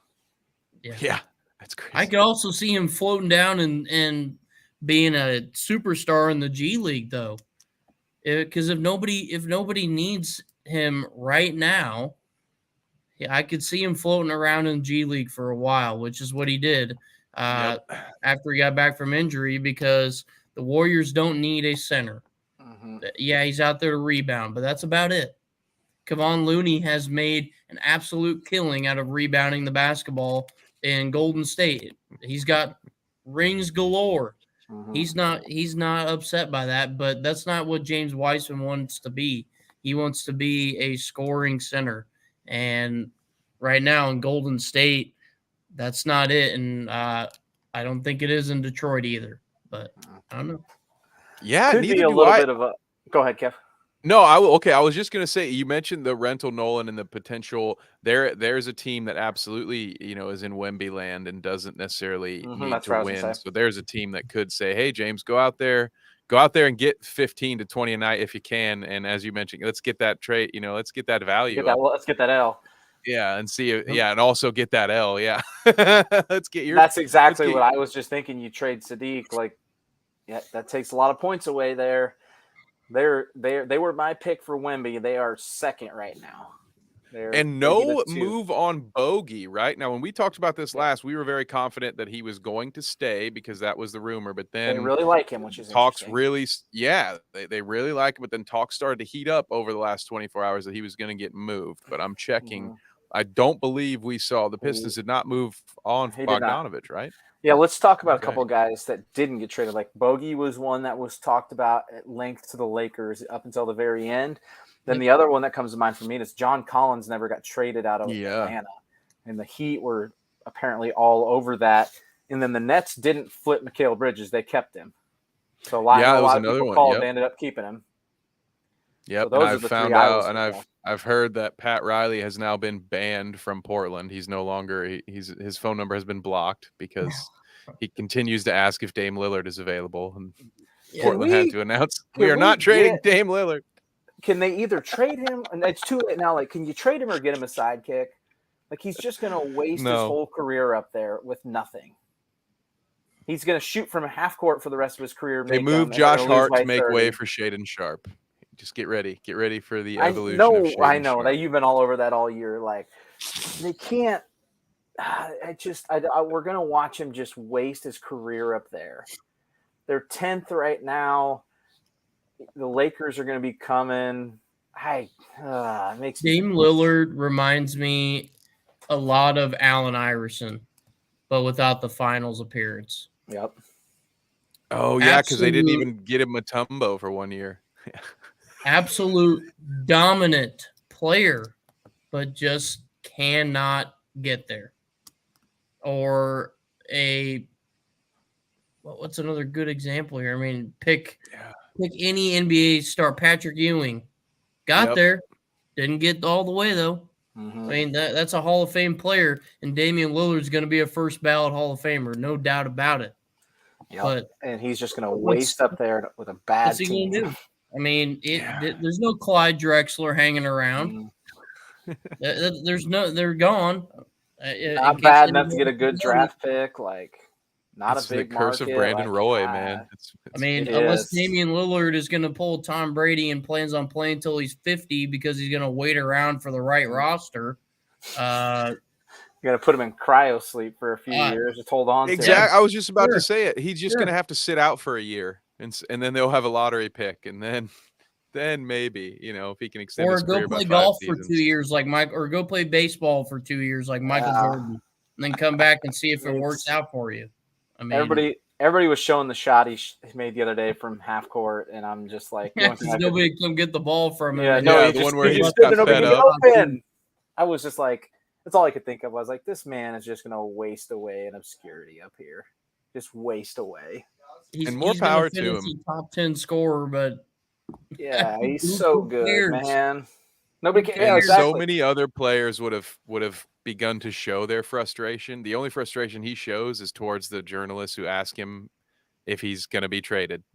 Like that has to be a burden. Because you can see the frustration. Yes, that shot was impressive. You can see the frustration just in him even taking that shot. Like there was a little bit of damn I it. shouldn't All have right to then. pull up from 45 Yeah. feet. Yep. I shouldn't have to be heaving this from the volleyball line, but I guess My I'll do it. teammates can't get open. So yeah, poor Dame. But John Collins, I think, was a big one. I think that's of all the names. So to me, I don't know if your boy Fred, but he was on that list for me of He was guys that on I there, really thought was going to be moved. John Collins, Bogey. Who are some of the other ones, or who is someone that you want to focus on here that didn't get moved? John Collins, that really was one that I know a lot of Pacers fans were hoping for. Miami, I believe you said.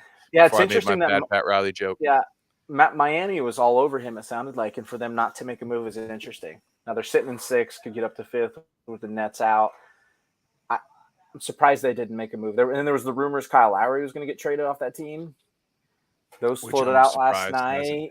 So I'm surprised there. The Raptors not trading OG was interesting, or Fred. Those names kept being floated out there because of Scotty Barnes and the wings, Or even Siakam. Anyone not named Scotty Barnes was they didn't do anything, rumored. Which was just interesting. I'm going through teams here. Jordan Clarkson, I'm kind of surprised. Yeah, that's another one. Jordan Clarkson not getting moved was another. I definitely thought he would be moved, especially once Utah committed to the sale. Yeah, Bogey not getting trades interesting, but the Pistons came out and said they love him and they want him as a veteran presence. And they truly believe that that's another thing. They believe they're going to be winning in a couple years. Yeah, and they want him around for that. And they should get a top. You want to be top 2 this year. You'd really like to be 1, and they're going to have a chance. But he could win you a game or two that, Charlotte's got 15 wins. They have 14. San Antonio has 14. Houston has 13. So there's a 4-team race there. You don't want an accidental win because Bogey has a 40-point night. Well, hey, look at this little breaking. I get a little break. Speaking of John Collins, this is in one of my group chats for one of the NBA things a minute. It says, watching this Hawks and Suns game, it is evident Collins wants to be a Hawk. Playing with passion the whole night. He put on a clinic the first half. Makes you mad because the Hawks could use him like this every night. And then it acknowledges, sure, the Suns are depleted. But so just apparently John Collins is very happy to not have been traded. He's putting on a show tonight. So meanwhile, that going for us. Meanwhile, post Kevin Durant, Kyrie is going good for Brooklyn right now. They're up 5 on Chicago in the 4th. Wow, is it Cam Thomas again? I'm looking. It's got to be right. Star in the making. Oh, man. no, Spencer Dinwiddie's got 21. There you go. Another guy. There's a reunion trade for you. Yep. Big on the reunions, and I like it. Now, okay, so we just talked about Brooklyn a little bit. We've talked about some of their trades.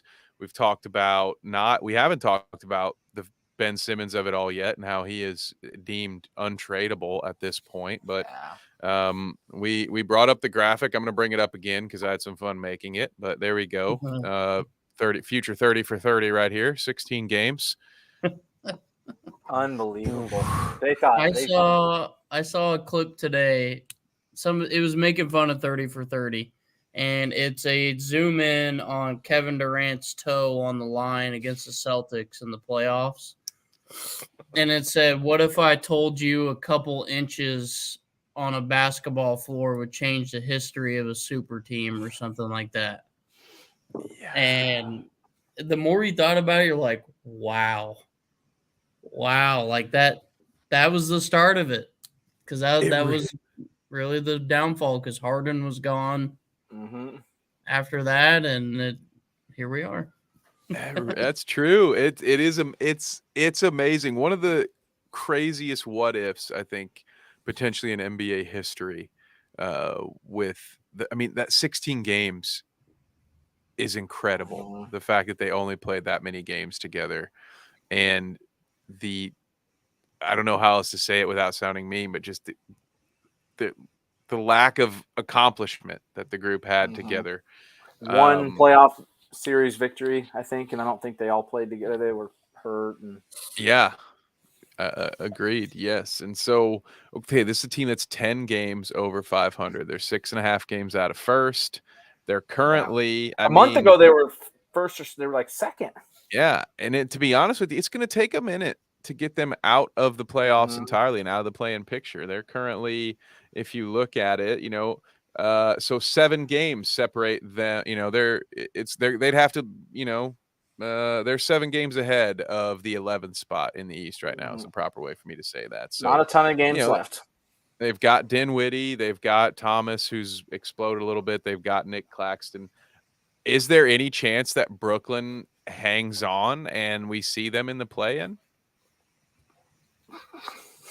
I mean, I guess there's technically a chance, right? I figured, they got 30 games Cam left. Thomas, They got 30 games left. I'm trying to find my standings. I got too many tabs open. What do you think? 30 games left. Maybe. Yeah, how many they got to win? They're going to win tonight. 6.5 back of first right now. Yep. So they're 7 up on the 10 seed. That's what I'm saying. But they're 7 up on the Raptors. They're 6 up on the Bulls.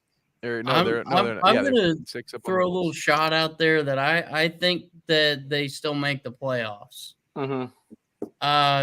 Mostly because everyone thought that they were going to get rid of Mikal Bridges and Cam Johnson when they got there. They thought that, okay, those are trade pieces where, we bring them in, immediately get rid of them, which is what they did with Jay Crowder. Okay. Well, they kept them. And now you have Cam Thomas, who you could slide in a starting point guard spot. They still have Joe Harris. They still have all of those guys. Yeah. And now you add in the compliments of Mikal Bridges, Cam Johnson. I still think it's enough for them to hold their playoff spot. Are they going to win the Eastern Conference? I don't think so. Realistically, though, I think the group could maybe jump Cleveland and go to 4. I think they could do it if they do it if they play the right way and they put the pieces together of what they currently have. I think they could jump Cleveland. They're a game and a half back of them. They need Cleveland to lose games. Now, obviously, that's a tall task with Donovan Mitchell and Evan Mobley and all them actually figuring it out this year. Donovan Mitchell was clearly the answer there. So if Cleveland drops a few games and Brooklyn continues to keep their head above water, even though it looked like they were fully ready to abandon ship, if they can keep their head above water, I think they could stick right around 4 or 5. Okay. I definitely think they're still in the playoff mix. When I look at, I'll do the same exercise that I did with Toronto without reading you off all the names again, but there's no one on the outside looking in that realistically is going to replace any of these 10 teams, in my opinion. Is it maybe Washington? I don't see Indiana making a push towards the play-in. They might, now that Halliburton's healthy again, they might start to win some games here. I hope I wouldn't prefer that personally, but I'm tired, as it's been well documented on this show, that I am tired of living in no man's land, which is the limbo of being a mediocre team in the NBA. It's painful. It's terrible. I've been going through it ever since Paul George demanded a trade. Ever since LeBron went back to Cleveland, I've been just sitting in this lukewarm pool that is the Indiana Pacers record. And so, no, I hope they, maybe those teams, but no, I Brooklyn's going to be in the playoffs. I think personally, I see them sliding into the play-in, but when we look at that play-in in the East, there are no guarantees. For my money, let's swap New York teams. So for my money, let's say Miami's going to overtake Brooklyn, New York also, and then we're going to have Miami and Toronto right there at that 7 and 8, maybe Atlanta, but I think Chicago's the 10 seed. I don't know. Prove me wrong, boys. I'm rooting for you, but I still think Brooklyn's got a chance, especially if Cam, every once in a while, maybe this is Linsanity. Maybe we'll look back on this as just one crazy month, but Cam Thomas could be something. I'm going to start scrolling here on Twitter on my end to see what other trades that we have yet to break down. But feel free to fire one off, either one of you, if you've got one you want to look into. The last one I had on my list was the Celtics got Mike Muscala, so they got themselves a shooting big to complement those guys. He's not going to do average 20 points a game, but they did get a shooting big to help them out a little bit. Okay. Right after he torched the Lakers on LeBron's night, Yeah. Mike Muscala gets traded out. They clearly had plans to do that. So, and we'll see. Let's see a couple of. So the Spurs waived Dwayne Dedmon. I believe we mentioned this already, but the Pacers waived Serge Ibaka. Here's what. So Dave McMenamin on the Lakers trading Russell Westbrook. Just because I scrolled past this, he said one source told me you remove a vampire from the locker room. A vampire sucks the blood out of the locker room. And the only reason I bring this up, James, is because we watched so many clips of Russell clearly not being a part of the team, not participate. There was another one just earlier this week of, first of all, he's the only one. He's wearing his own warm-up shirt. Even LeBron is wearing, LeBron and AD, the other two superstars, are wearing the same yellow shirt. Maybe I'm splitting hairs here, but it just seems that Russell was going out of his way. He was never participating in group chants or that you put your hand in the center and everybody says team or whatever. He was never there. He was always doing his own thing. Just felt like he really wanted out. So I wonder if anyone's going to come calling in the buyout market. I don't know. Yeah, let's talk about that for half a second. Yeah, go ahead. Yeah, James, you picked up what I was going with this. Is it possible that Russell Westbrook spends the rest of this season at home? Somebody will buy him out, get him, right? I wouldn't want nothing to do with him as a playoff team. If you're a playoff team who needs point guard minutes, would you not rather pay less money for Reggie Jackson? And I'm not even super high on Reggie Jackson right now, but there's going to be other options that get bought out as well. I'm not unconvinced now. Again, now we're getting really into the bargain barrel here, but let's say even if the Pacers waive someone like George Hill, who's only currently making $4 million, you don't want that guy on a league minimum instead of have to pay Russell Westbrook real money to potentially sabotage a playoff team. Not to say that he would do that intentionally. I don't believe that would be the case. He plays, he just the way he plays and the way he handles it when things aren't going super well. So I don't know. Nolan, what about you? Is there a favorite in mind? Do you think there's any legitimacy to this idea that Westbrook won't be picked up by someone? If he doesn't get bought out in Utah, if I was him, why not stay there? They got rid of Donovan Mitchell. And really right now they're committed to, like we've talked about, Jordan Clarkson and them. They got rid of the Jazz got rid of Nickeil Alexander. There's another guy who was a guard that they use quite a bit. There's an open window for Russ. I think if he just wants a rental situation and then wants to test free agency in the summer, if I was him, stay in Utah because, you guys are spot on. I don't think there's anybody that's going to come knocking down doors for Russell Westbrook right now. Utah clearly saw something there to bring him in. Now, they obviously were prepped for a buyout. But, again, if I'm Russ, stay in Utah, get some minutes in there.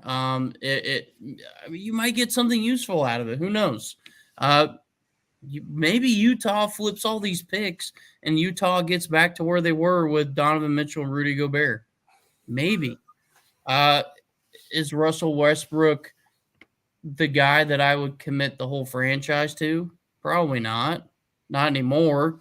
If this is the 2016 Russ and the Thunder, sure. I'd do that.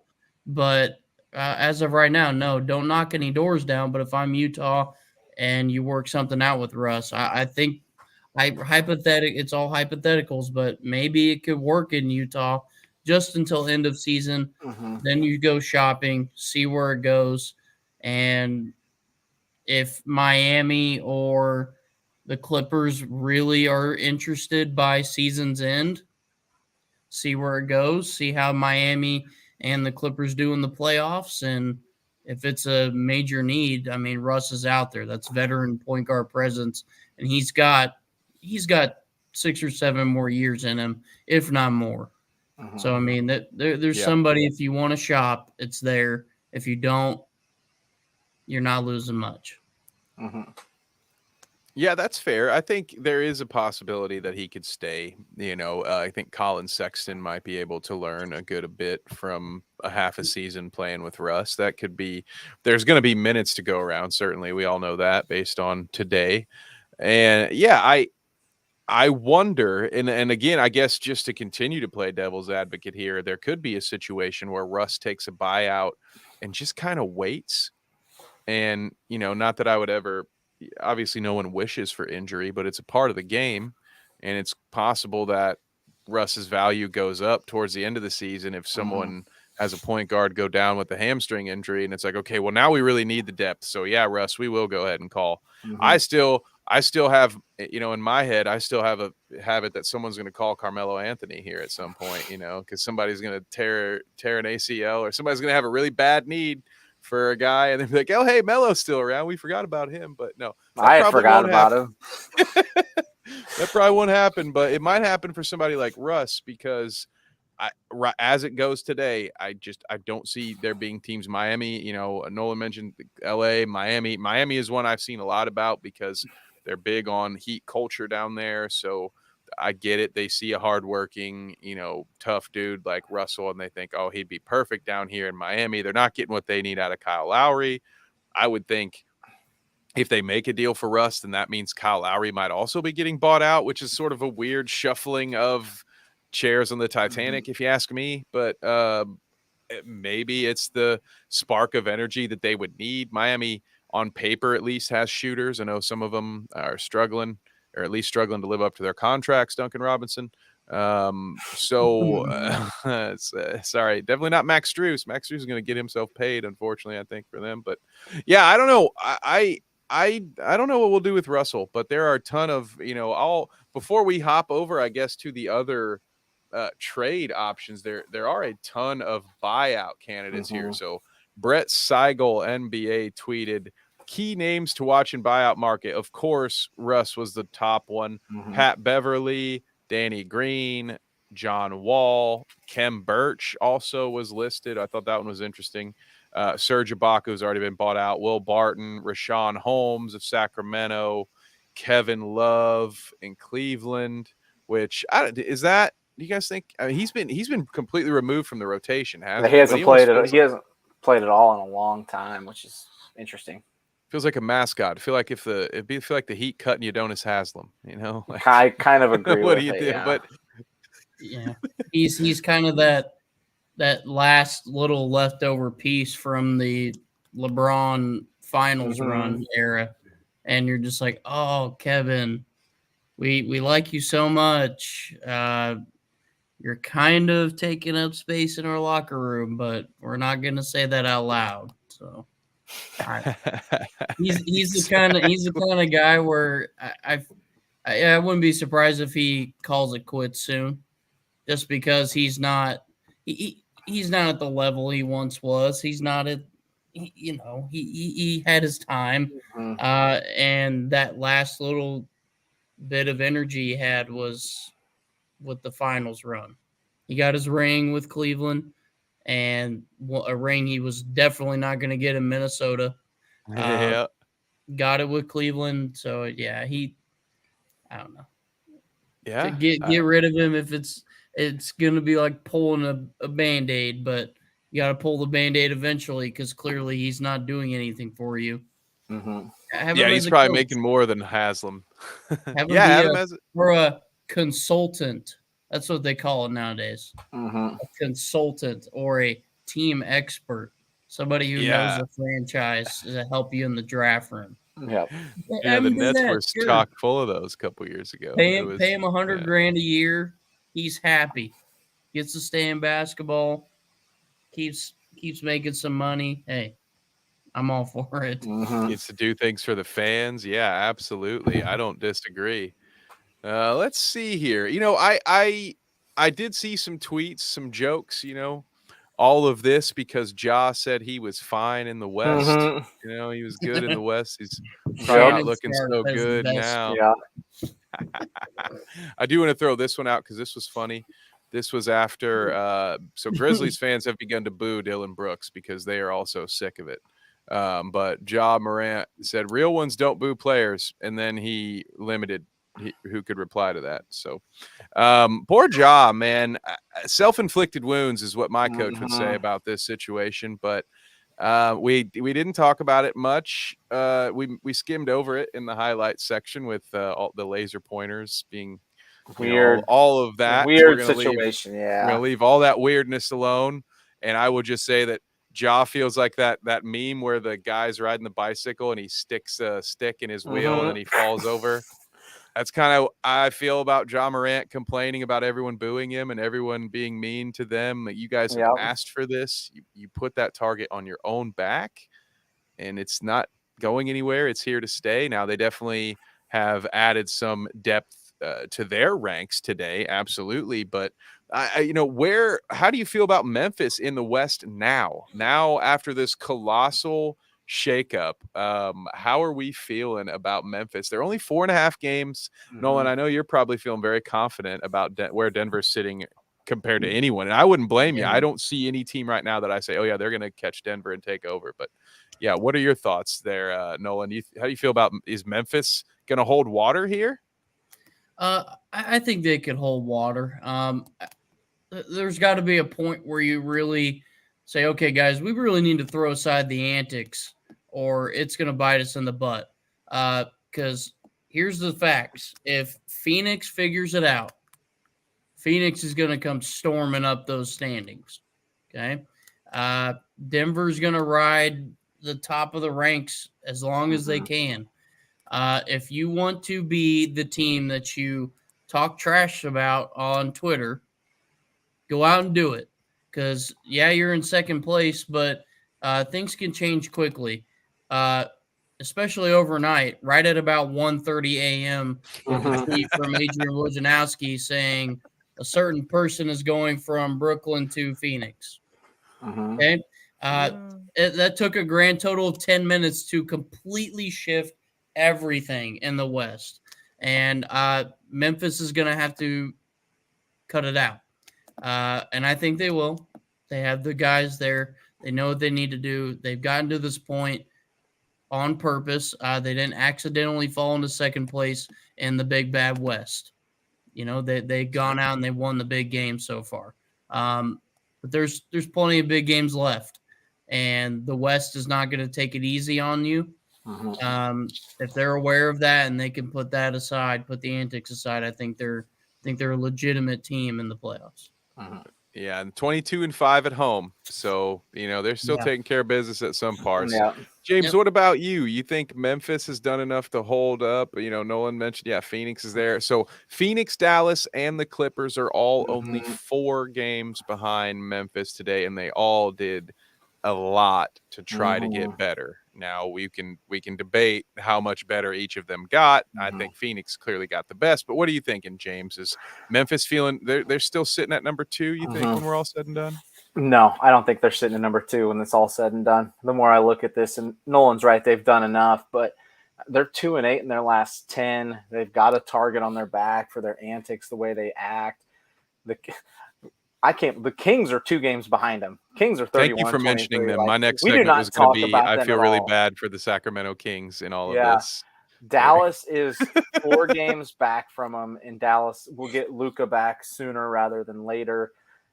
The Suns worry me about catching them based on availability of guys because Dylan or what's his face? I just forgot. I was going to say Dylan Brooks. That's not the right guy. Who was it? Who's the guy that's out for them? Why am I'm drawing a complete blank? Talking about Booker? Who are you talking about? Yes, Devin Booker. Yeah, sorry, I completely froze there. Dylan Booker. Yeah, Dylan Booker is out. They lost. The Suns lost tonight. He's out. He's in and out, and KD's out for a few more games. So they might run out of time to catch him. But the more I look at it, the more I'm like, I think Memphis slips out of that too. Does Dallas get up there? The Kings just keep humming along and just do something they're not supposed to? I hope so. The Kings this year's version of them last year, Or them in 2000 or Yeah. whatever, 2001. That's Clippers, what Clippers made moves to get better today. They're 4 games back. Like, a lot of teams around there made a lot of moves. I'll continue to beat the New Orleans drum at least until I can see Ingram and Williamson play together You for a never week or know two, if and you're it ever going to doesn't see look it. good. I may never see it, but I'm telling you, or at least I'll just keep telling myself so I can sleep better at night, that those two together, they could do something. But yeah, we just might not get to see them play together this year. It's unfortunate, but I don't want New Orleans to be forgotten, because when they are healthy, they're a team who has CJ McCollum as a third option who can just casually drop 36 points on any given night and win them a game that you weren't expecting them to win because you were focused solely on Zion and BI. Great team there in New Orleans. So yeah, Memphis will be there. They're going to be here, but at this point, I'm confident in their ability to host a first round playoff game, but I don't know that I would see them holding up anywhere beyond the 4 seed. Yes, and here we go. Some Sacramento Kings love from John B. I appreciate it, John B. of the Daily Skull, and also Necessary Roughness, which we see right here every Tuesday. You guys check that out. I believe it's 9 p.m. Eastern. John, correct me in the comments. Let me know. Christy, Peja, Weber, Vladi, and Jason Williams, who, if you remember, James, made a cameo on this show not too long ago. I've got his rookie card on a T-shirt. Yes, white chocolate. So one of my good. Yes, the Kings. I'm glad we got a chance to give Sacramento some love, because that was one of my thoughts looking at this. I'm like, wow, poor Sacramento. All they've done is win 31 games. They're 16-11 at home. They have a winning record away. They're 19-11 in conference. And now that everyone's made trades, they may just get blown away. And now we'll hopefully maybe we'll see Sacramento get to play spoiler, but they are unfortunately maybe some losers in today's trade deadline, which is maybe where we can take it next. So we're closing in on our 2-hour mark, folks. So here pretty soon we're going to switch to the weekend preview, pick our games for the weekend. So this might be the time for me to start switching into wrap up mode when it comes to our trade deadline analysis. And before I do, we got to give some love to Scott Pollard as we're shouting out these throwback Sacramento Kings. Bobby Jackson, why not? Well, let's just keep it going. This feels like a game total at this point. What a team indeed. But yeah, so were there any other trades? Now I'm going to pull the metric up here, or the overlay one more time so we can see everybody. Breathe it all in, take it all in its glory. One of the most hectic trade deadlines we have ever seen. I'm looking to see if there's any. I mean, we covered a lot. I know I said we didn't cover everything, but we got pretty close. Who did Charlotte send to the Sixers? What is that I've got up here on my screen? Do you guys see that? Yeah, hold on. Let's see. So Charlotte sent Jalen McDaniels. There's a three-team deal where the Sixers sent Matisse Thybulle to the Blazers, and then in the corresponding deal, Jalen McDaniels went to Philly. Okay, and that's a good one too. Yeah, the Blazers.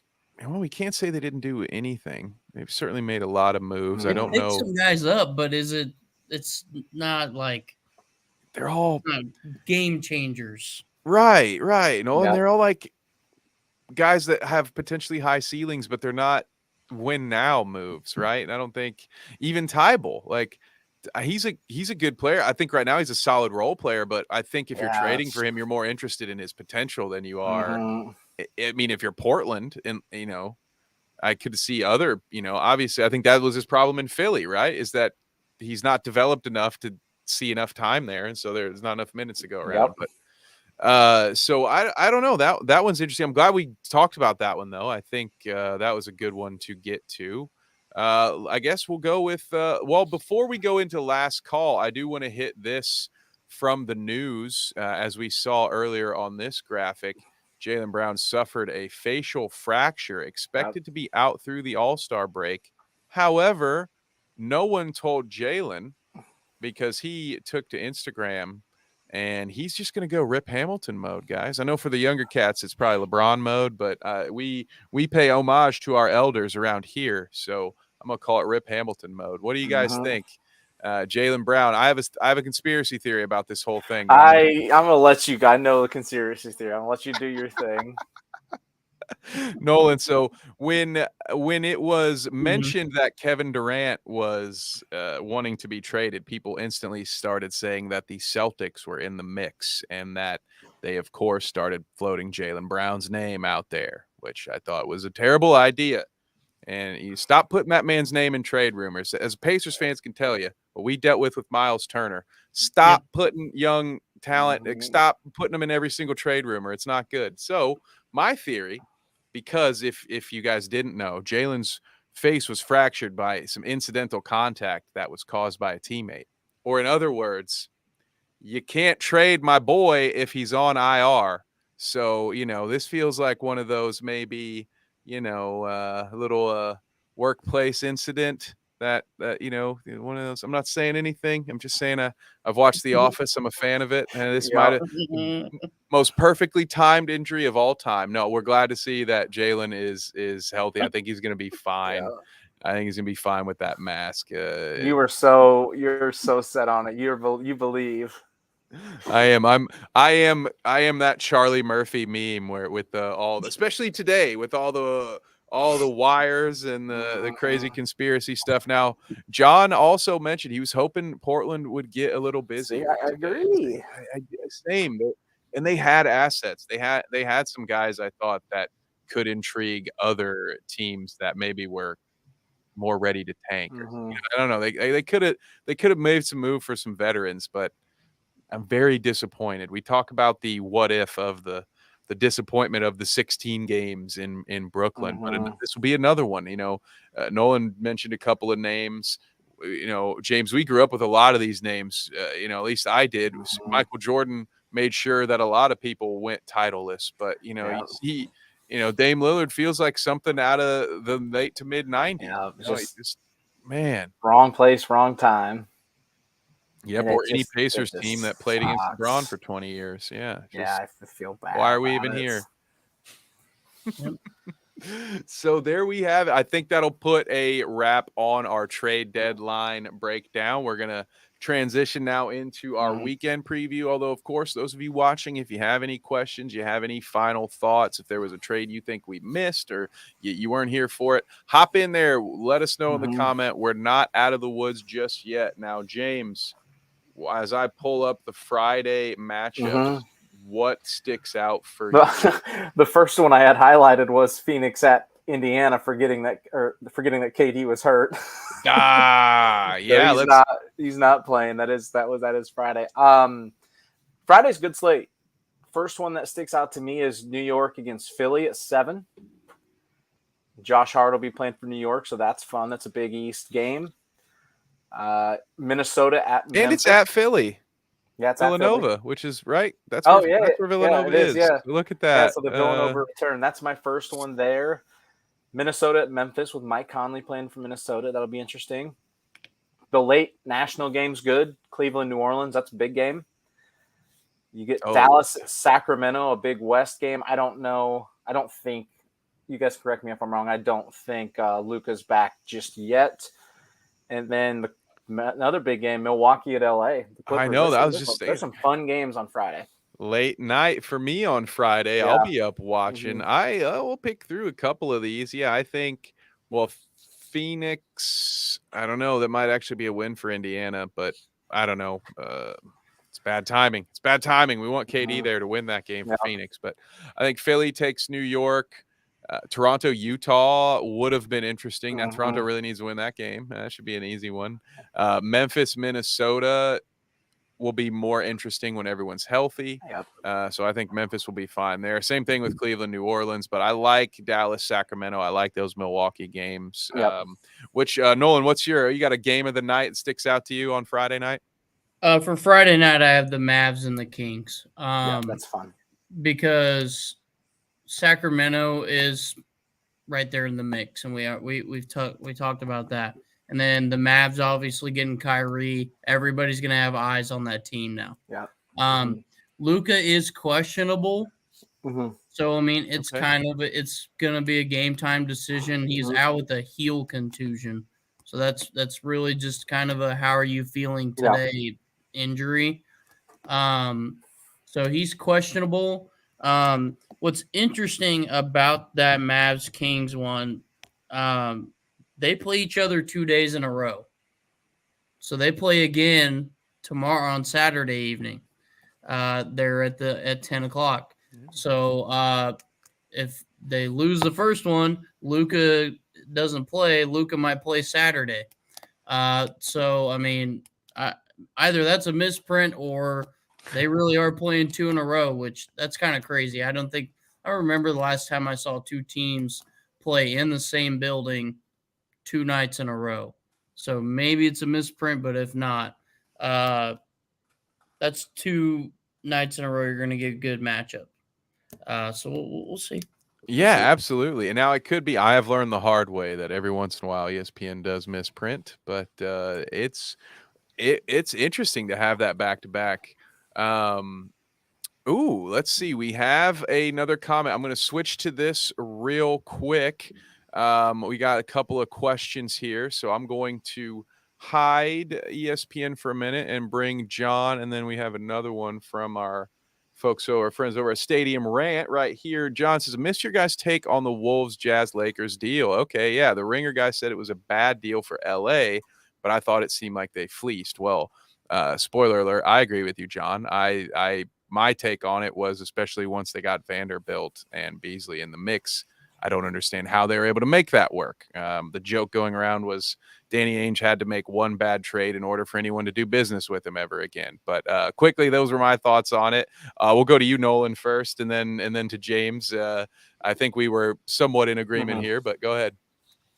So just to start out, I think the Lakers won that trade. I told you guys that they needed a younger defensive presence guy, and Jared Vanderbilt is going to provide that for them. And he can also score a little bit. He's no 25 per night, but he can do it. And he's going to be a good role player. Malik Beasley, solid 3-point shooter, 3-and-D guy. He's going to start for this team. And that's very rare that you go and get two guys from the same team, and they're going to immediately come out and have an impact for you. Not more than less start. And then obviously D'Lo, I said this earlier, that this is not the same D'Angelo Russell that they drafted number 2 overall. Okay, this is not a big-eyed rookie trying to see what he's going to be in the NBA. This is a veteran D'Angelo Russell who's shooting the rock pretty well right now. And now he's going to get the opportunity to run with LeBron James and Anthony Davis. When he was on the Lakers, neither of them were there. He's got some superstars to work with, and it's going to be great. The Jazz, they're loading up for draft. That's what they're doing. 15 protected picks in 7 years. You're prepping for a rebuild.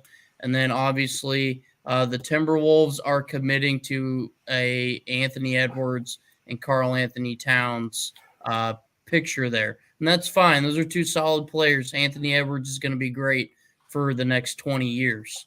There's nothing wrong with that. Now they just got to go out and find who they're going to use draft picks on, who they're going to build around Cat if he's there, continue to be there long term, and who they're going to put around Anthony Edwards. So Lakers won this one, but the other 2, they have a chance to use those draft picks wisely, see where they go from there.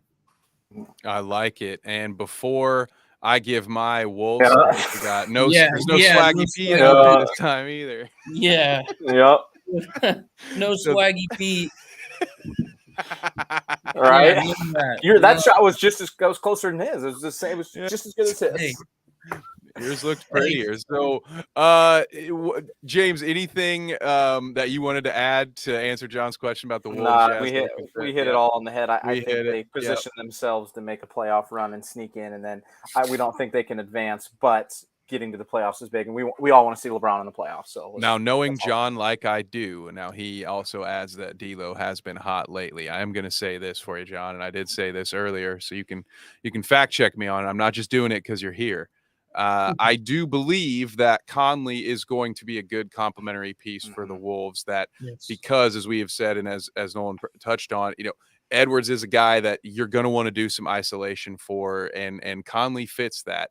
He's a guy, he's got a knockdown jumper. Of course, he's a facilitator. He's a pass first point guard, but he can stretch the floor. He will knock those shots down. So when you get Cat in the mix, you get Edwards in the mix. For me, Gobert's still the big question mark here. I'm very concerned about all of that working, but I think it has a better chance of working now with a player like Conley.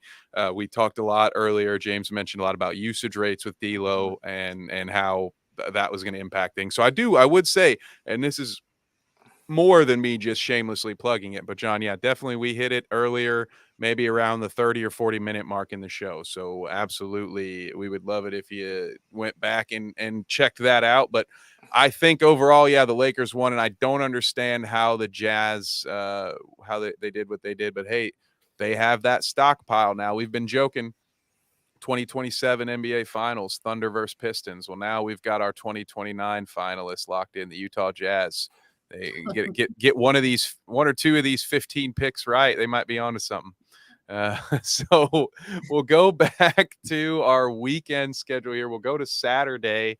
I'll start here. We got Philly at Brooklyn, which is no longer going to have nearly the venom that I thought it was going to have when I was looking at this earlier in the week. But Philly probably with the easy win. What else sticks out, Nolan? You got a game here. We got your boys hopefully take care of business at Charlotte, but anything else sticking out for you on Saturday? Well, like you said, the Denver game sticks out to me. I like to see them go on the road and win games, especially out of conference. Charlotte's a team that's struggling, so if you go take care of business, it's another win in the win column. So that one for me, obviously. I don't know if it holds the same lackluster that it does as the Cavs and Warriors, but that Lakers-Warriors game is going to have eyes on it. LeBron versus Steph Curry and Klay Thompson and Draymond. It's going to have people watching. So, and it's on ABC. That's one of the few games that is getting prime time slotted there after 7 o'clock. So, I mean, that's going to have some eyes on it, and it's LeBron and Steph Curry playing. So do you think LA can win that game at Golden State? Now, Golden State, I haven't checked it in a while, but they are Dr. Jekyll and Mr. Hyde. Nothing's changed. Nothing has changed. They are. I just looked at it and was flabbergasted. Let me find it. It's insane. 21-6 at home. So, short answer. Noob would probably be no. I think not. And also, I mean, just to get more analytical with it, let's look at this. Does LA, how many games do they have between now and then? Are they playing tonight? LA is not. They're playing tonight at 10. They're LeBron is not playing tonight. And I imagine not everyone, or maybe anyone who was traded today, is playing tonight. So this is going to be Saturday is going to be their first attempt. To play. So I don't like their odds. I think they've had a lot. Vanderbilt is hurt right now. He has a back injury. So we'll see. We'll see who he plays. Malik Beasley will probably be a guarantee. I would say LeBron will be back. LeBron is he's sitting out because it's a back-to-back type thing. And he's been doing that all season because he's dealing with that ankle. And, a 38-year-old ankle is a lot more fragile than a 20-year-old ankle. So he's just managing that injury. So I don't know. Rui Hachimura is playing. Oh, yeah. Here we go. We got that. Going for us, which is nice. It will also have Chicago and Cleveland is an interesting. That's probably the best looking other game on there. James, what about you? What sticks out for you on Saturday? Yeah, it's the same ones you guys. I like the Golden State LA matchup, and then it's an odd one, but you get Dallas at Sacramento, the rematch the night after. So that actually got some pretty big implications there, considering Dallas is 2 games behind the Kings in the standings right now. Yeah, they could come out this weekend That's in a certainly new a spot. big matchup. Yeah. I really hope that's not a misprint. I really do. I'm gonna look. Because I'm gonna go to the Kings website and see. Yeah, check it out. I wouldn't be surprised. I will say that. I wouldn't be They've surprised done if they're goofy doing things it. like this. Yeah, they're before. starting to do some new weird goofy things where I could see them scheduling those 2 games back to back like that. I can't make great sense. I can't imagine it does well for ticket sales either. Yeah. To Good just game. know like If Friday's a good game, that's. I just Oh, never that's true. heard of playing in the same building 2 nights in a row. Now I've heard of playing the same team 2 nights in a row, but then they fly to the other team's arena. Yeah. It's usually like there. two games in 3 days. It is. Yeah, it's guys. It is. It's real. Back in Sacramento. Wow. Mavericks at Sacramento. Same start time each night. Tickets are $6 more expensive on Sunday or Saturday if you're asking. So if you're trying to go, Kev, Nolan, go for Friday. Yeah. Okay. Well, yeah. I don't know. I might. You might make that $6 back though with my travel. That's weird, man. That is goofy. You don't see that very often. No, it might be a new trend though. I don't know. I think as they look to find, and we've talked about this before, and now's not the episode nor the time for us to completely dive into it. But the NBA has a problem with player health. Yep. Load management isn't enough. So maybe doing more of these things. I'm not suggesting they go full baseball and everything be a series, but maybe less travel is better. And yeah, it's weird because you'll end up playing the same team a couple times in a week, but ultimately it could be better for everyone in the long run. But I'm also a big fan. I'm also not opposed to shortening the season by a handful of games either. So yeah, we've talked about that at length. We will get to that at some point. Speaking of things that are short, our slate on Sunday is a very easy one to pick, guys, because you can. There is a game though. There's one good one. There's one game worth watching. And national TV. And then there's the Canada Bowl there between Detroit and Toronto. So in your lead up to the Super Bowl, Kev, you guys got a game to watch in the afternoon.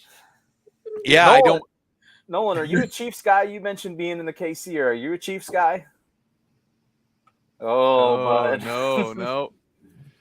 Oh, sorry, brother. That's all right. Well, you see the flag hanging over. My season ended. Yeah, months ago. mine's been done for a long time. Me and Kev are out, so at least you made it.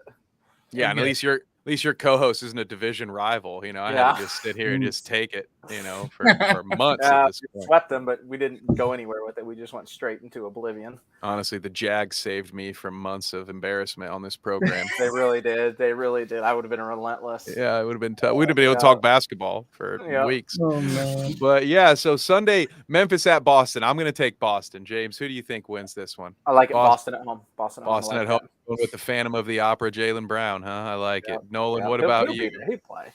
You know what? You guys are taking Boston. I'm going to go ahead and take Memphis. There you go. All right. Okay. There you go. I like it. I mentioned to you guys earlier that it's time to put the antics aside for them. You want to win big games? Here it is. You go to Boston and beat arguably the best team in the East right now. You go on their floor and you beat them. That's going to say a lot. And I'll take Memphis to go in there and ruffle some feathers. I mean, it's worth the pick because it's not completely outlandish, but Boston defends their home floor well. Clearly, they're 21-7 at home. Yep, they're one of those. But on the road. So, looking at the injury report, it's looking like they'll be in pretty good shape. Although Boston might be shorthanded, which would work out for you. But yeah, a good game, a nice warm up to the Super Bowl. And you know what? That feels like a good way. I know it's not usually what we do here, but before we sign off and we tell everybody where they can find us, let's just go ahead and do that. Nolan, who do you got winning the Super Bowl on Sunday? I cannot put the effort in to pick Philly. So, and all of my friends are Chiefs fans. I'm not a dumb football fan here. I know when to recognize the really good teams. Philly's great, but I'm going to take Kansas City. I think Patrick Mahomes and them have to make a statement that they can go out and complete a full season of domination and quiet the Eagles, who have had a dominant season. And if the Chiefs want to knock or check that off of dominant Super Bowl win against a really good NFC team, here it is, and I'll take the Chiefs. It'll be close though. I think we're gonna get a 1 or 2 possession game, and 2's pushing it. So I'd say a field goal or a touchdown game. Yep. I hope so. I hope at least we get that much. James, what about you? Who you got for winning this Super Bowl? I liked the Eagles seem like the obvious pick. They got better offensive skill position guys, but the Chiefs got Patty Mahomes, and I'm riding the Chiefs side. I think the Chiefs are going to win on Sunday. Oh, okay. So, man, am I going to put Kevin in the spotlight here? Man, am I going to go against you guys in the Andy Reid Bowl? I don't know. And here's why. Andy Reid, he's one of the best offensive minds. Eric Bieniemy's doing pretty good things too there with them. And not to say that the guy needs motivation, but if he ever did need it, he's staring across the sideline at a team that let him go after he took him to 4 straight NFC championships. Yeah, what better way they were so to good. say, miss me, sweetheart, than to be the guy to once again not let them have a Super Bowl. Of course, obviously they had the one, but I'm going to be rooting for Andy Reid to just stick it. I love a sticking it to your old boss story. So give me the Chiefs. And Nick Sirianni. Also, yes. Also, you know what? Thank you, Nolan. I want Andy Reid to win so that Nick Sirianni gets. I need payback for him yelling to the Colts fans. That's for Frank Reich. Like, dude, screw you, man. You don't care about that dude any more than we do right now. Get out of here, punk. I can't. We'll say that's a different show. One day we'll talk to you guys about something else. But I saw a former player call out Sirianni basically by saying he does a good job by staying out of the way and letting his assistants do the coaching, basically. So there we go. Get a little free football take here on our NBA show. So since Nolan is our guest, we will let you do the X and honor, sir. First, Nolan, let the folks know where they can find you. You can find me on Twitter, Instagram. Its username is @Noble. So you type in NOL_BOL. It should be pretty easy to find me. You can find me on there. I'm mostly on Twitter. So if you need any updates, I put my articles and stuff on there for Stadium Rant. Putting a little piece together about LeBron. There we go. Is he little bit of GOAT talk? Is he there? Is he not? I don't know. We'll see. So yeah, you can check my stuff out there. And keep tabs on the articles, I guess. Awesome. Well, and then I might say it again, but while we're here, I just want to say thank you for joining us. This is quite a haul, man. Yes. 2 hours and then some. It's been a pleasure. I would love to have you back sometime. So you let us know. Yes. Always welcome to come back. Down to talk hoops, man. Good. Well, we'll be here, and with that, I will hand it to James. So you can let them know where they can find us. Every Thursday, Kev, right here. Usually 9 o'clock, not usually 8. Usually 9 o'clock, but we had a big one today. So every Thursday here, 9 o'clock, you can catch us on the bounce. Wonderful, wonderful. And of course, you can see our Twitter handles on the screen. For those of you listening along, I am at KevNevic _ James is at Schmeitz06. Of course, now, if you are here and subscribed, we thank you so much. And if you aren't, well, we appreciate that you're about to subscribe and turn those bell notifications on so you can be notified, of when we are going live, not only 30 minutes, but 10 minutes before, if that's your thing. We have shows damn near every day of the week now. So we've got another damn fantasy podcast. We've got Necessary Roughness, of course, here The Bounce. We've got Gritty Gamblers. We've got Rumbles of Red. And there's more stuff coming. There's stuff coming that I probably don't even know about because I it's above my pay grade. You know, we're getting into a lot of crazy stuff here. Stadium Rant 2023. We're so glad to have you here with us. Until next time, thank you so much.